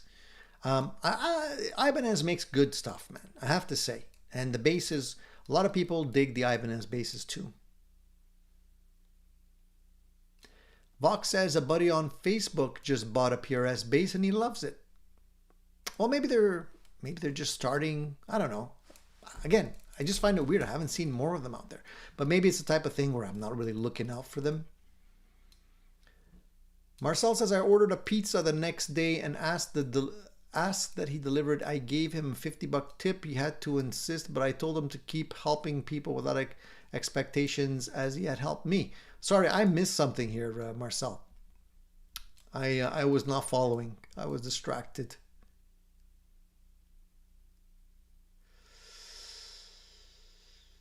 Okay, Marcel says, I see. Marcel says, I'm morbid obese, 5'7", 310 pounds. Couldn't get back up. Fortunately, a pizza delivery guy saw me fall, stopped and helped me back up. I called his boss to praise his action. Well, dude, first of all, be careful. That's the first thing. Second of all, take care of your health, man.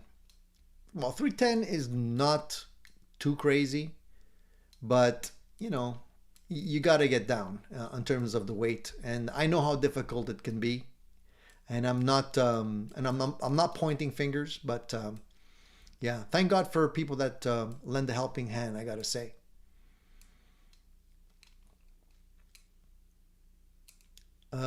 Eddie says, I think PRS only makes 4 models of basses. I'm not sure. Is that true? I don't know. Yeah, Mark's in Maryland. So you can just take a hop skip over to the PRS factory and pick something up. That's maybe not a good thing, being so close. Oh, man. I don't know. I think that would be temptation for me to be so close.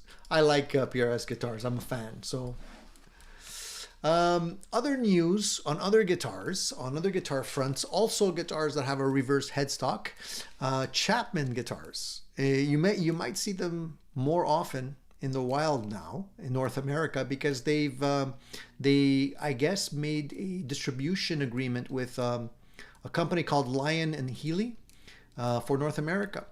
So these were guitars that you would normally see on the other side of the pond, not as often here, even though they do trickle here somehow. Well, now there's been an announcement. And I'll read you what the announcement is for those of you that are interested in these Chapman guitars. It says, Chapman Guitars are thrilled to announce their partnership with the Leon and Healy Corporation for the distribution of their instruments across North America.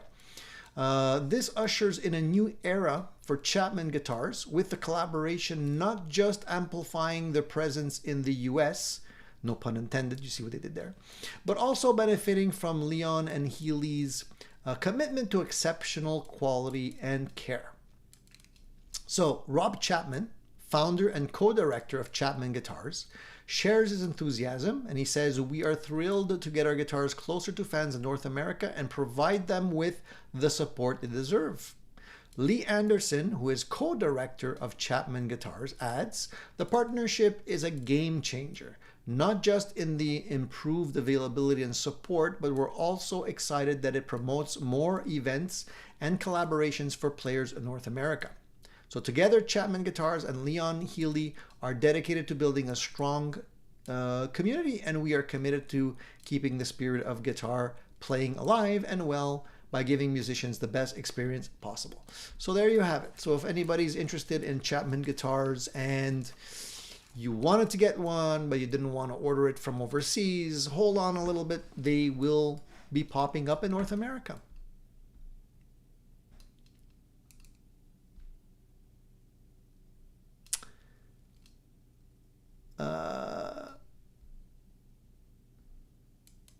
PRS doesn't use stainless frets, so maybe that's part of the unpopularity. I don't think that's gonna really change much for people that like PRS guitars. I really don't care, honestly. If a guitar has stainless steel frets, it's fine. If it doesn't, it's fine. You know, it's not gonna be a deal breaker for me. Eddie Jr. says, "Yeah, here in Maryland they give PRS guitars away." That would be nice, you know? Open a bank account, get a free PRS guitar. So Shane's got some diet tips. We can all use diet tips, man. Hey, speaking of diets, man, I dropped, I don't want this to be, to turn into a health show, but I mean, at one point at my heaviest, and you guys, you know, you can go back in my videos and you can see, at my heaviest, I was 200, almost, I was pushing 240. And, you know, I felt it, 240, man. That's a lot of weight. Now I'm under 200. So I'm trying to stay under 2, you know. Anywhere between, I'm going to say 195 and 200. Around there. That would be great. If you can do it. As long as you do it in a healthy way. Nobody wants to lose weight, you know, when you're unhealthy. You want to do it the right way. How far am I away from where they make Godin guitars? I don't know. To be honest. I don't know where the guitar... believe it or not, I've never actually looked up the location. Let me find it. And I'll tell you. If they actually list a location, I don't even know. Sometimes they like to be secretive about it because they don't want people going there, showing up. Do they have an address here? No, they don't have an address, you see? Weird. They list the distributors, but they don't list where they're located. So I couldn't even tell you. Does anybody know the address? Let me see. Let me just Google.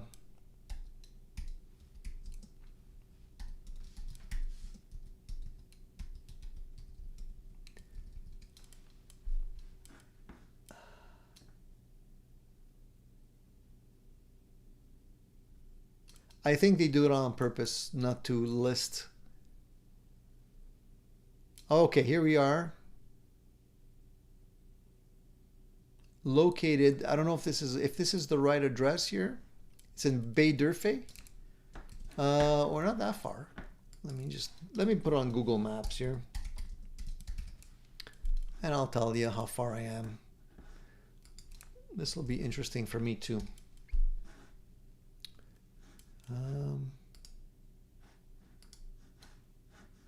Come on. I see something here. Let me do directions to my place and I'll tell you how far I am.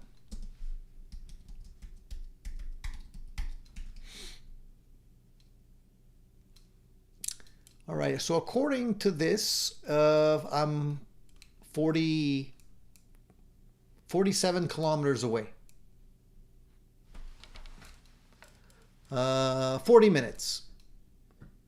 That's not too bad. So I can definitely go there and buy a couple of Godin guitars. I don't I don't I don't own one Godin guitar. Is that bad? Should I get my fingers slapped for that, for being so close and not owning one of these guitars, not supporting my local economy? I'm not. I haven't really found a guitar from the Godin lineup that I'm thrilled with, to be honest. How many of you have Godin guitars here? Anybody?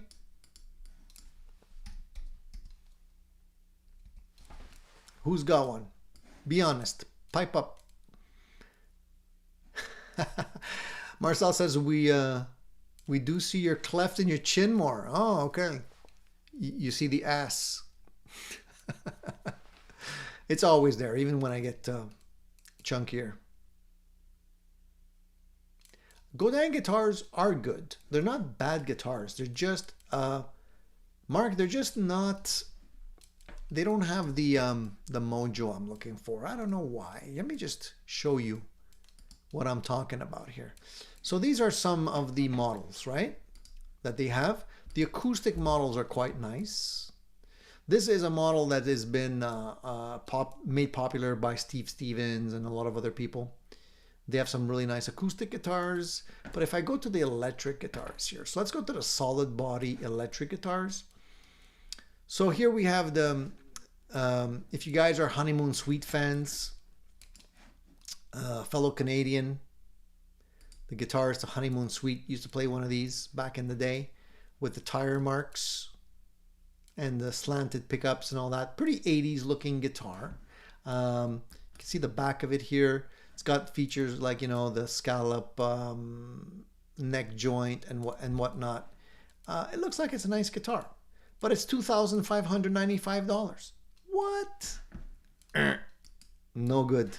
No buoni. No, not for me. That price range is a little bit ridiculous for a guitar like that. I can easily get a Charvel for like $900 and less used. So yeah. So if we look at their, so for example, they've got some nice Telecasters. I'm not fond of the woods on these. And to be honest, it's the geometry on the guitars. I don't know. They just don't do it for me. So I'm sure they're great. I'm sure they're very nice guitars, but I just don't like the styling.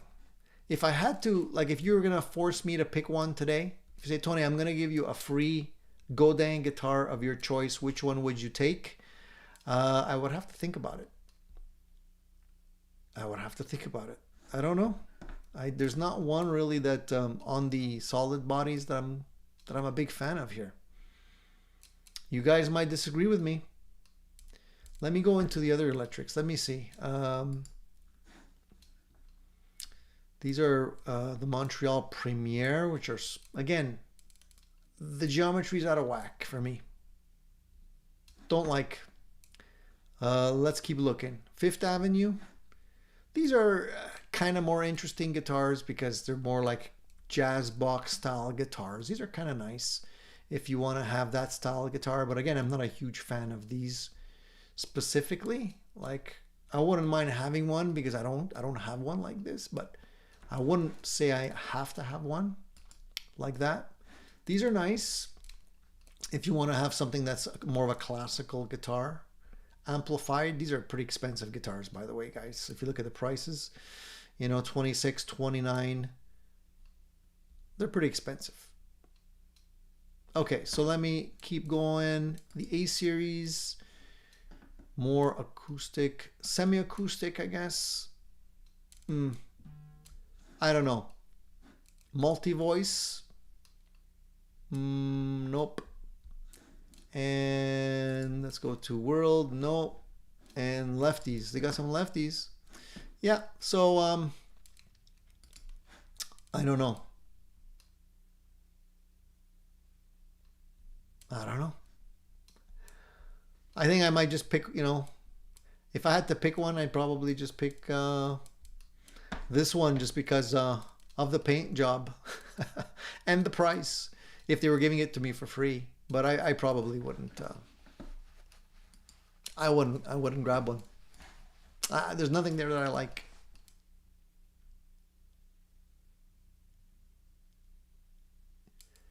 Any of you agree with me?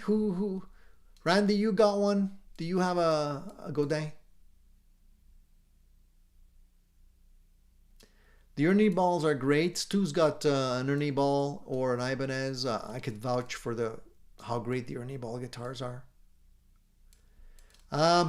Factory tours. I don't know if they're even giving factory tours.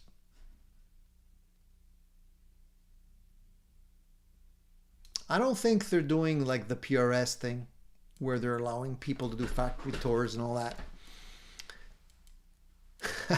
Alex says you remind me of Burt Reynolds. Why is that? Because of the dimple? Is that it, Alex? That's the first time I hear that. Burt Reynolds, huh?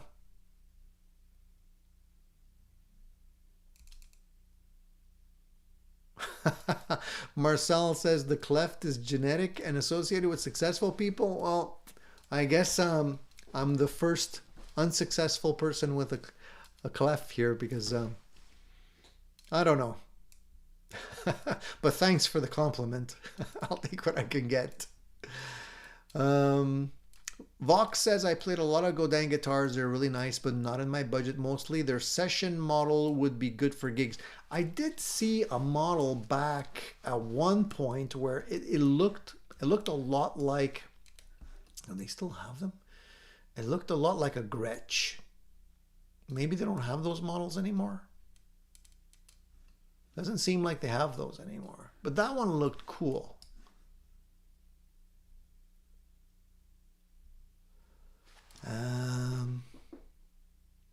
Shane, you mentioned millimetric guitars in Montreal last time. I think I took a look at it. I took a look at it while we were talking about it. Yeah, there's quite a few interesting things here. I have to scope out the area a little bit more.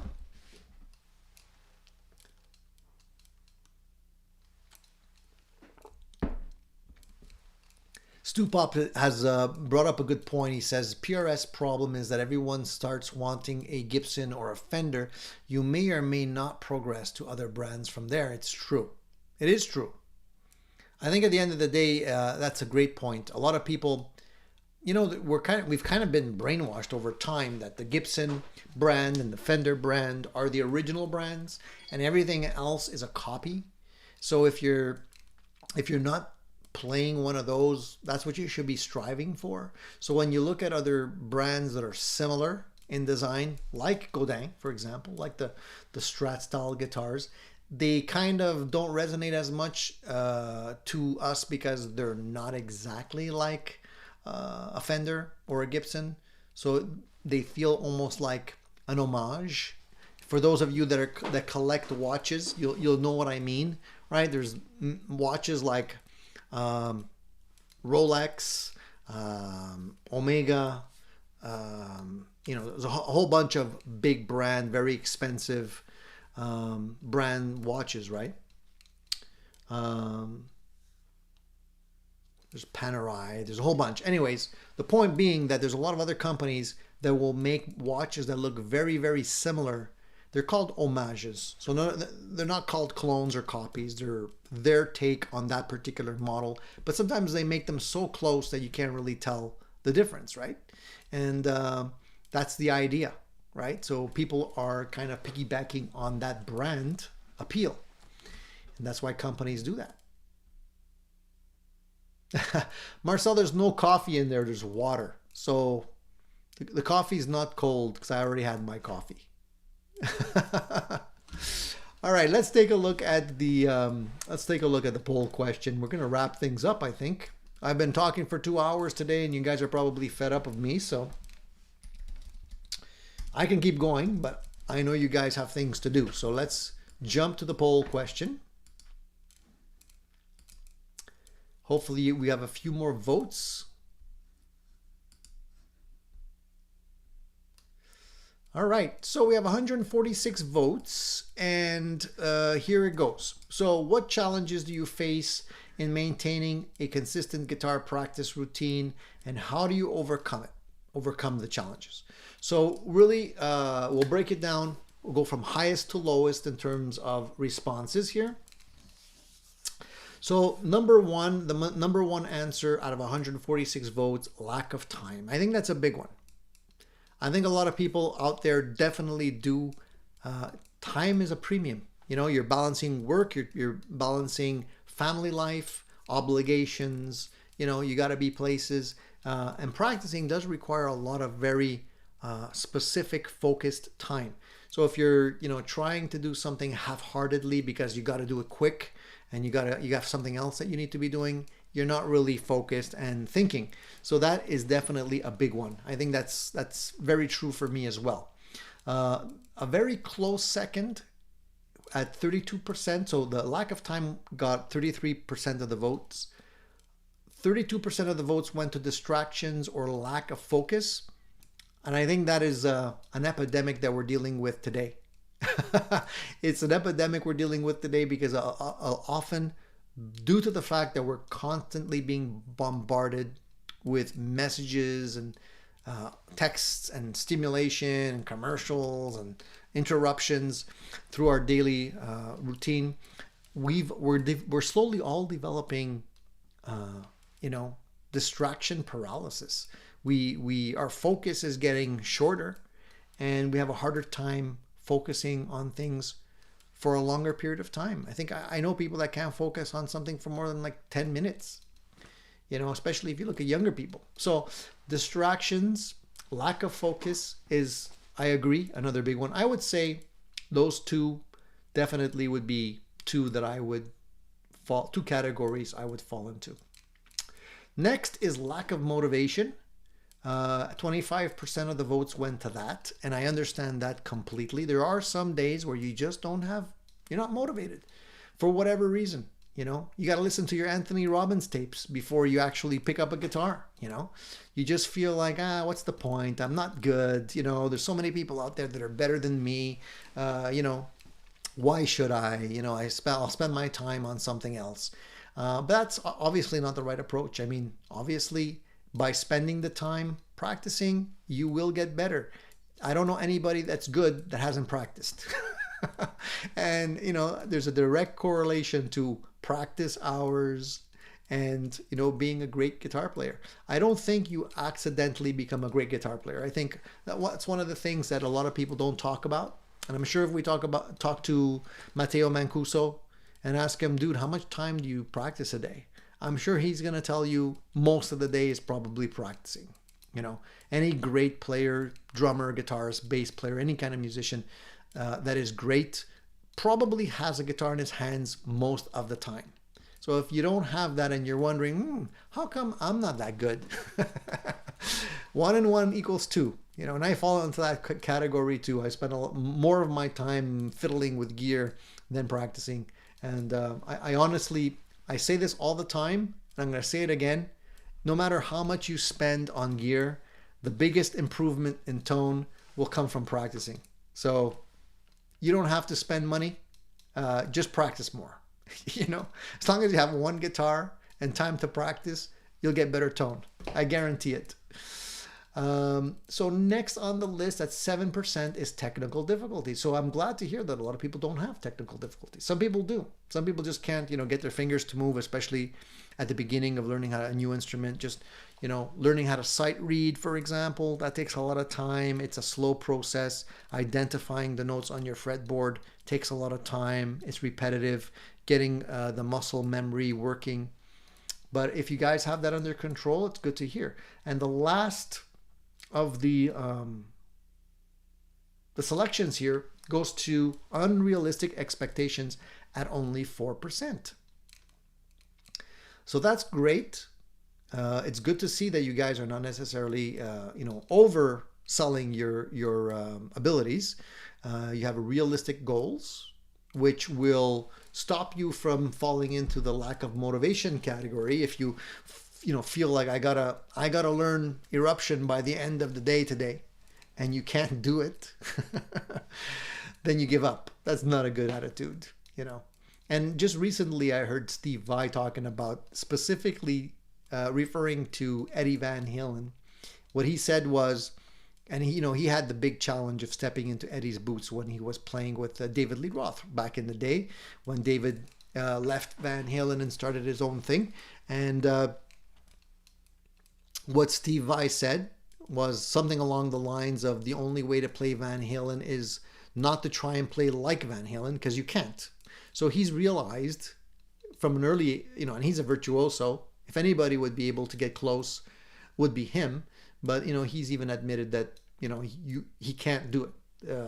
So the key to playing Van Halen is to putting your own spin on it and not trying to emulate note for note, because that would be an unrealistic expectation. So there you go.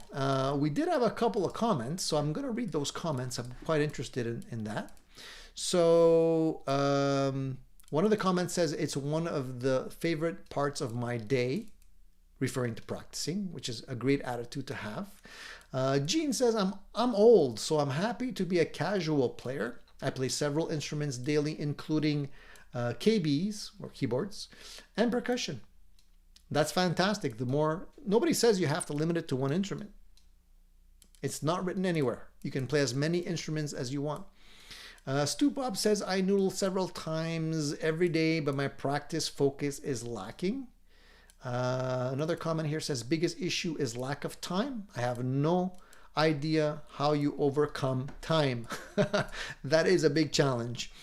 And Carlo says, 1, 2, 4, and 5. So he has all of the issues except for technical difficulties. All right. I'm glad you guys took the time to actually vote on these polls. They make it fun. I think it's a lot of fun. So if there's no more questions, I think maybe we'll wrap up. What do you guys think? Do you have any gear related questions that we could finish the day on, or do we just wrap it up? Shane's ready for bed. He's like, I'm done. I need my beauty sleep. I'm going to go dream about guitars and gear. And he says almost 3 a.m. Man, that's pretty late. Dude, I hope you're not working tomorrow. Or if you are working, I hope the boss doesn't expect too much from you.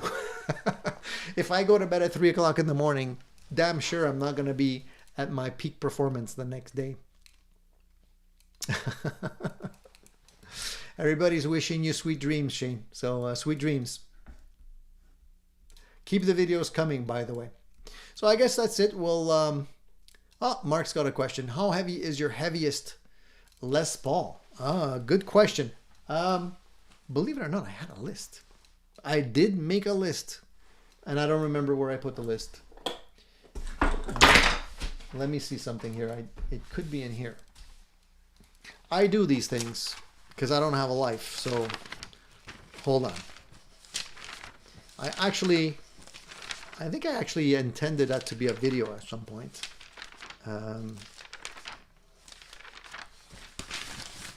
And I never actually made that video because I got distracted by shiny things.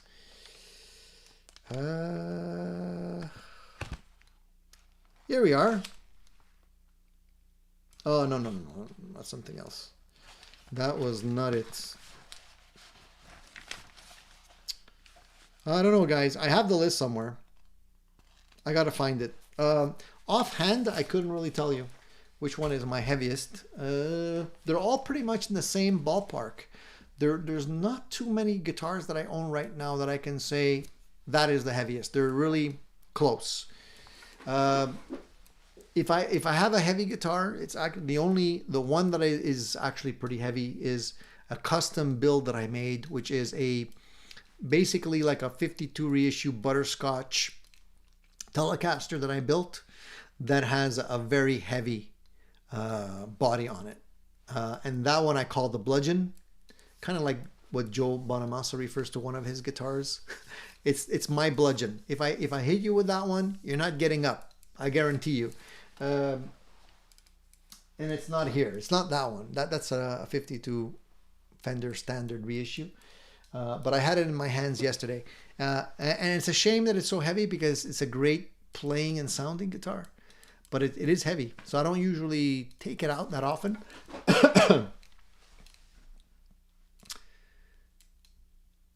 The customs are usually pretty heavy. Like Alex 2112 is saying, his custom's like 11 pounds. That's heavy, dude. That's heavy. I'm gonna say like anything over 9.5 pounds is getting too heavy for me.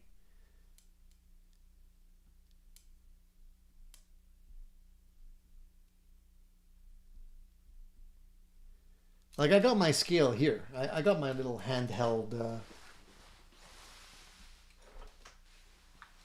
This is what I weigh my guitars with. And just for giggles, I'll weigh this one because this one weighs practically nothing.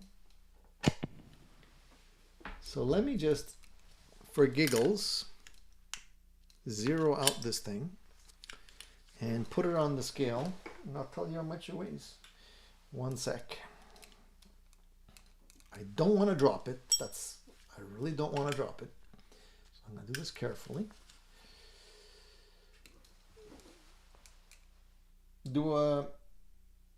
Oh my Lord.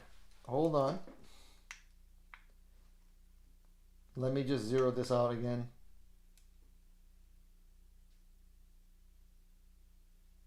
Okay. Anybody want to guess how much this guitar weighs? Let's play the Price is Right, but we're going to be talking about weight. Take a guess.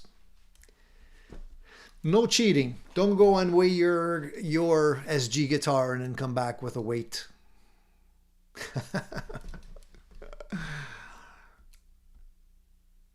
Gene says 6 pounds.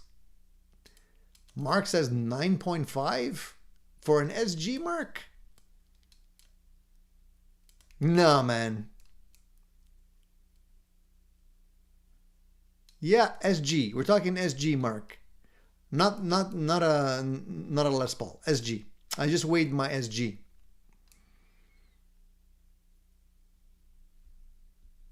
All right. Okay. So here we go. Now that's more realistic. Okay. So, let's see here.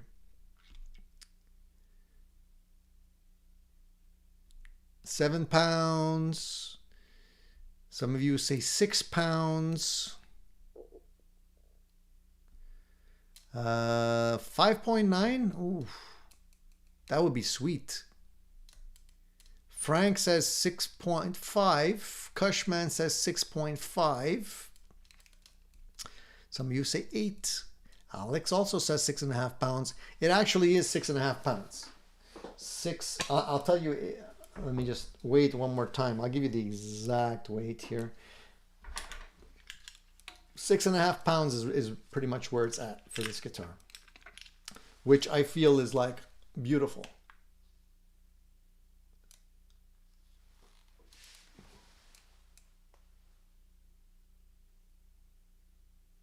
Okay, I'm wrong.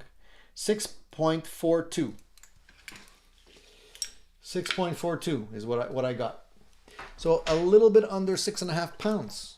That's why I love this guitar so much. It's so light. It's like, it's a breather. It's like, oh my goodness. It's like 6. It's not my lightest guitar, but it's definitely one of the lightest Gibsons I have. So it's a far cry from a custom at 11 pounds. And you do feel it. I know people think that you're not going to necessarily notice, but I'm telling you, man, anybody playing a 10 or 11 pound guitar, keep that guitar on your back for 3 hours while you're playing. You're going to feel it. Let me tell you, you're going to be wanting to sit down by the time you're done. That's why it's also great to have like semi-hollow guitars and 335 and that kind of stuff, because you can play them all night long. And not worry one bit about your back. You won't have to spend money on a chiropractor after that. They're definitely not going to be backbreakers. I love the customs, by the way. Don't get me wrong. Those Black Beauties are great. Fantastic looking guitars. But, you know, any of the vintage ones are just boat anchors.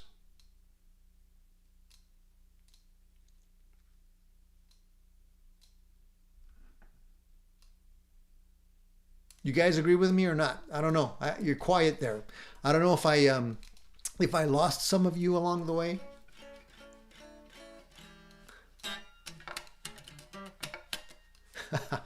The Eddie says his Strandberg is probably about 4 pounds. So comfortable.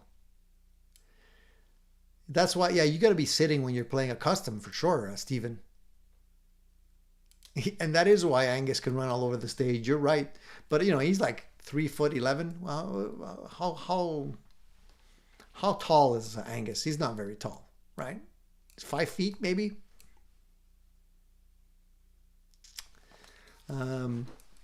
I don't know how tall he is. Does anybody know how tall Angus Young is? I know he's short.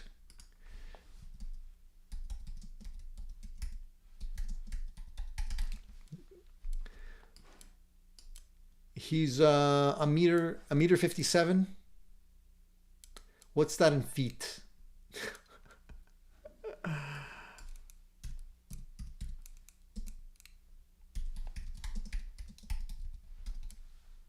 That's 5'1". He's slightly taller than my wife. He's pretty short. My wife is vertically challenged, but I love her regardless.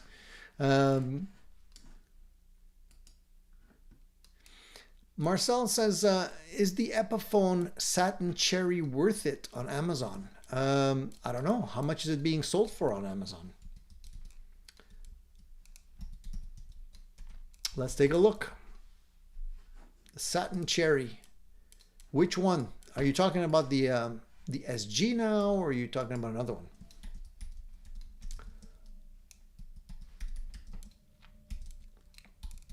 Are you talking about the SG, Marcel?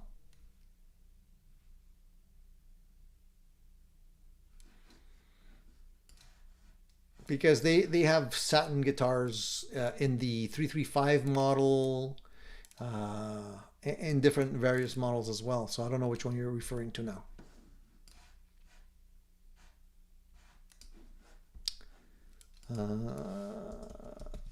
$289.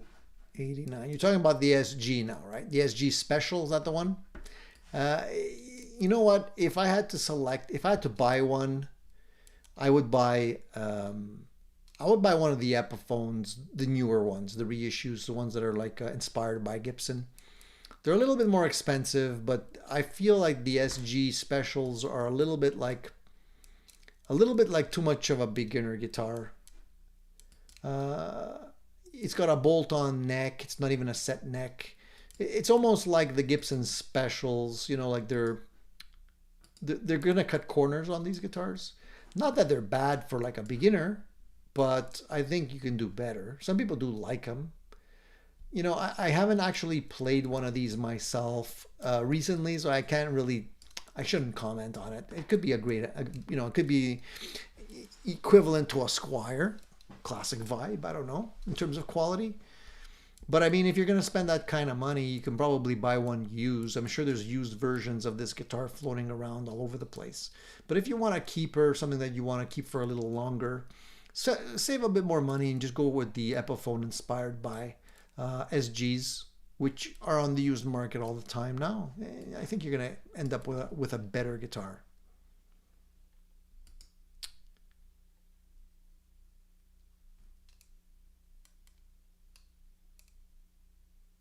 There's a whole bunch of different SGs out there, Marcel. But honestly, get them on the used market. You're going to get the best deal out of it, I think.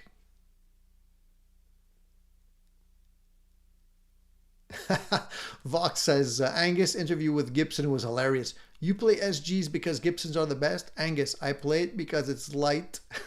I guess he's saying crap, but it's light.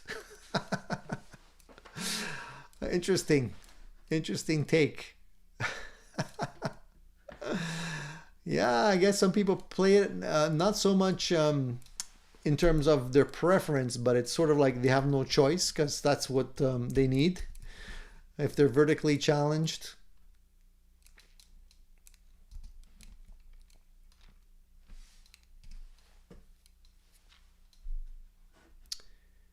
Who's asking? Eddie says Pure S Mira versus a Gibson SG. I guess you're talking about the Mira SE. Is that the one? Is that what you're talking about? I mean, to me, the Mira looks great in terms of guitar. Will it scratch the SG itch? Probably, maybe. I don't know. To me, an SG is an SG. I know they're trying to compete with this particular model. I know for a fact that in terms of fit and finish, the way the guitar is made, it's going to be great. I don't think it's going to be a bad guitar at all.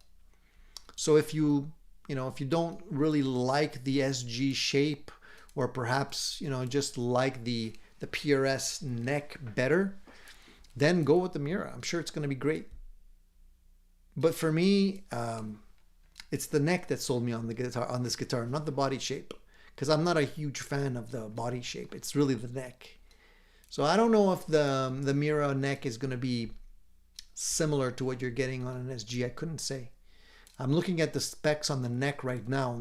Beyond being mahogany, 22 frets, it's a wide, thin neck. So it could be that it's mimicking, what I have here on this guitar. They do give you the depth at the right up here, 13/16. At the nut, it's 1 11/16. The width and the depth, and it's 2 1/4 all the way here. 10-inch radius. I don't know. I don't have my caliper or anything here, so I couldn't really say. But I'm sure, to me, the Mira is a good-looking guitar.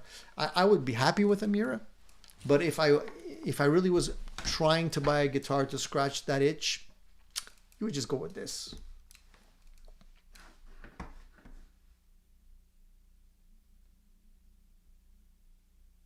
I'm sure it's awesome. I haven't come across too many PRS guitars that are not. The only one I have to say is that the one of the PRS guitars that I wanted to love was the Tremonti, because I'm a big Tremonti guitar fan. I love that model. So at one point I ended up buying an early version of the Tremontis, not like the ones they have out today. Solid black body. Today they have the ones that are kind of flamed. Totally different feeling guitar, I gotta say. So the one I had, I wanted to like, but it was a dead sounding guitar. It was heavy and it was dead sounding. Like I couldn't get the strings to vibrate nicely with that guitar, no matter what I did. So I ended up selling it. That was the only one, but that's an early version, an early model that I guess they changed. I don't know if they were building them in different factories back then, but they definitely feel different compared to the ones that you have today. So I wouldn't hesitate to buy another Tremonti, the versions that they're selling today. If I find one for a good price on the used market, I probably would grab it.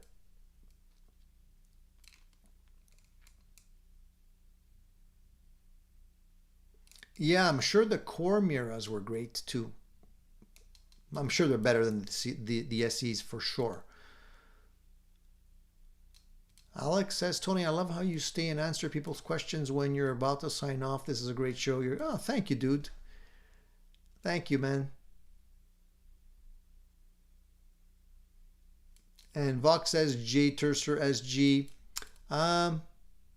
Again, I've only really looked at J Tercer guitars. I haven't really played a whole bunch. I mean, they look okay, but I don't know how much value they give you. You know, people buy the J Tercer guitars mainly because they look like the Gibsons or they look like the SGs, or they look like Fender guitars. They have Fender guitar models as well. But I'm not sure long run, you know, how much those guitars will last before they start maybe out, before you start, I guess, requiring more from your instrument. Best PRS is a Robin Ford one. Unbuyable. I'm scared to ask how much it's going for. I don't know how much. Let me Google it. Let me check.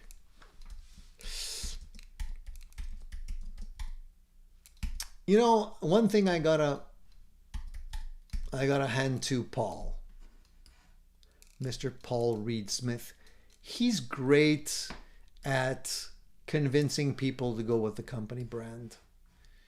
You know, he's done a great job of getting a lot of players over the years to adopt to the PRS brand, making models for them and whatnot. So I see the information on it here. If I want to buy it, there's one on Reverb.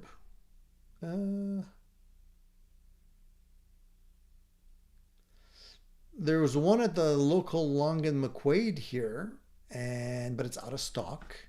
A limited edition McCarty, Robin Ford limited edition McCarty black. It's $6,180, but it's black. I'm sure if you get a nice one, like a flamed one with a 10 top, will be plenty more. There's another one here that's local to me. How much is that one going? Again, it's a simple black top. And $6,180. But it's I've seen some, I mean, some PRS guitars go for way more than that. As a matter of fact, I think the Tremonti model goes for more than that too. Let's see, if I want to buy a Tremonti today, a core model, if I want to buy one local somewhere, how much is that going to cost me? If anybody even has them here. Hard to find them.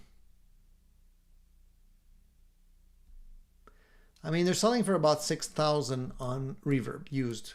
So I don't know how much they'd be brand new.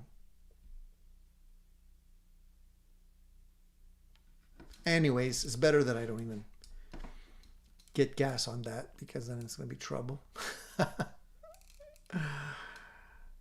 Yeah, they're not really that available, the Robin Ford models, except if you just want them in black, which is a boring. I wouldn't want to get a PRS in black. It defeats the purpose. The whole point of getting a PRS guitar is those beautiful tops.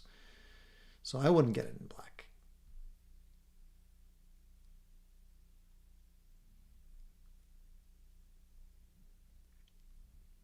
Yeah, I would say you're right, Eddie, that the Mira is a Gibson Junior killer. I would say you're right.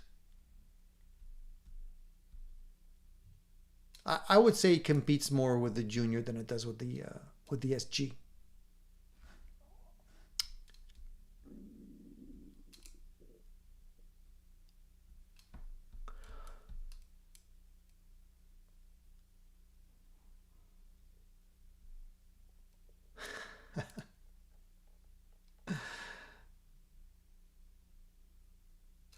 Marcel says, Tony's going to sign out close to now. Take care, people, and see you next week. How do you know, Marcel? How do you know I'm not planning on staying on for another hour? Marcel, I think you read my mind. I think we've been very generous today with 2 hours and a half. That's way longer than I normally go. So I'm happy you guys stayed with me all this time, and there's still people here. Please give me a thumbs up. For those of you that are still here, that haven't already given me a thumbs up. I think most of you have.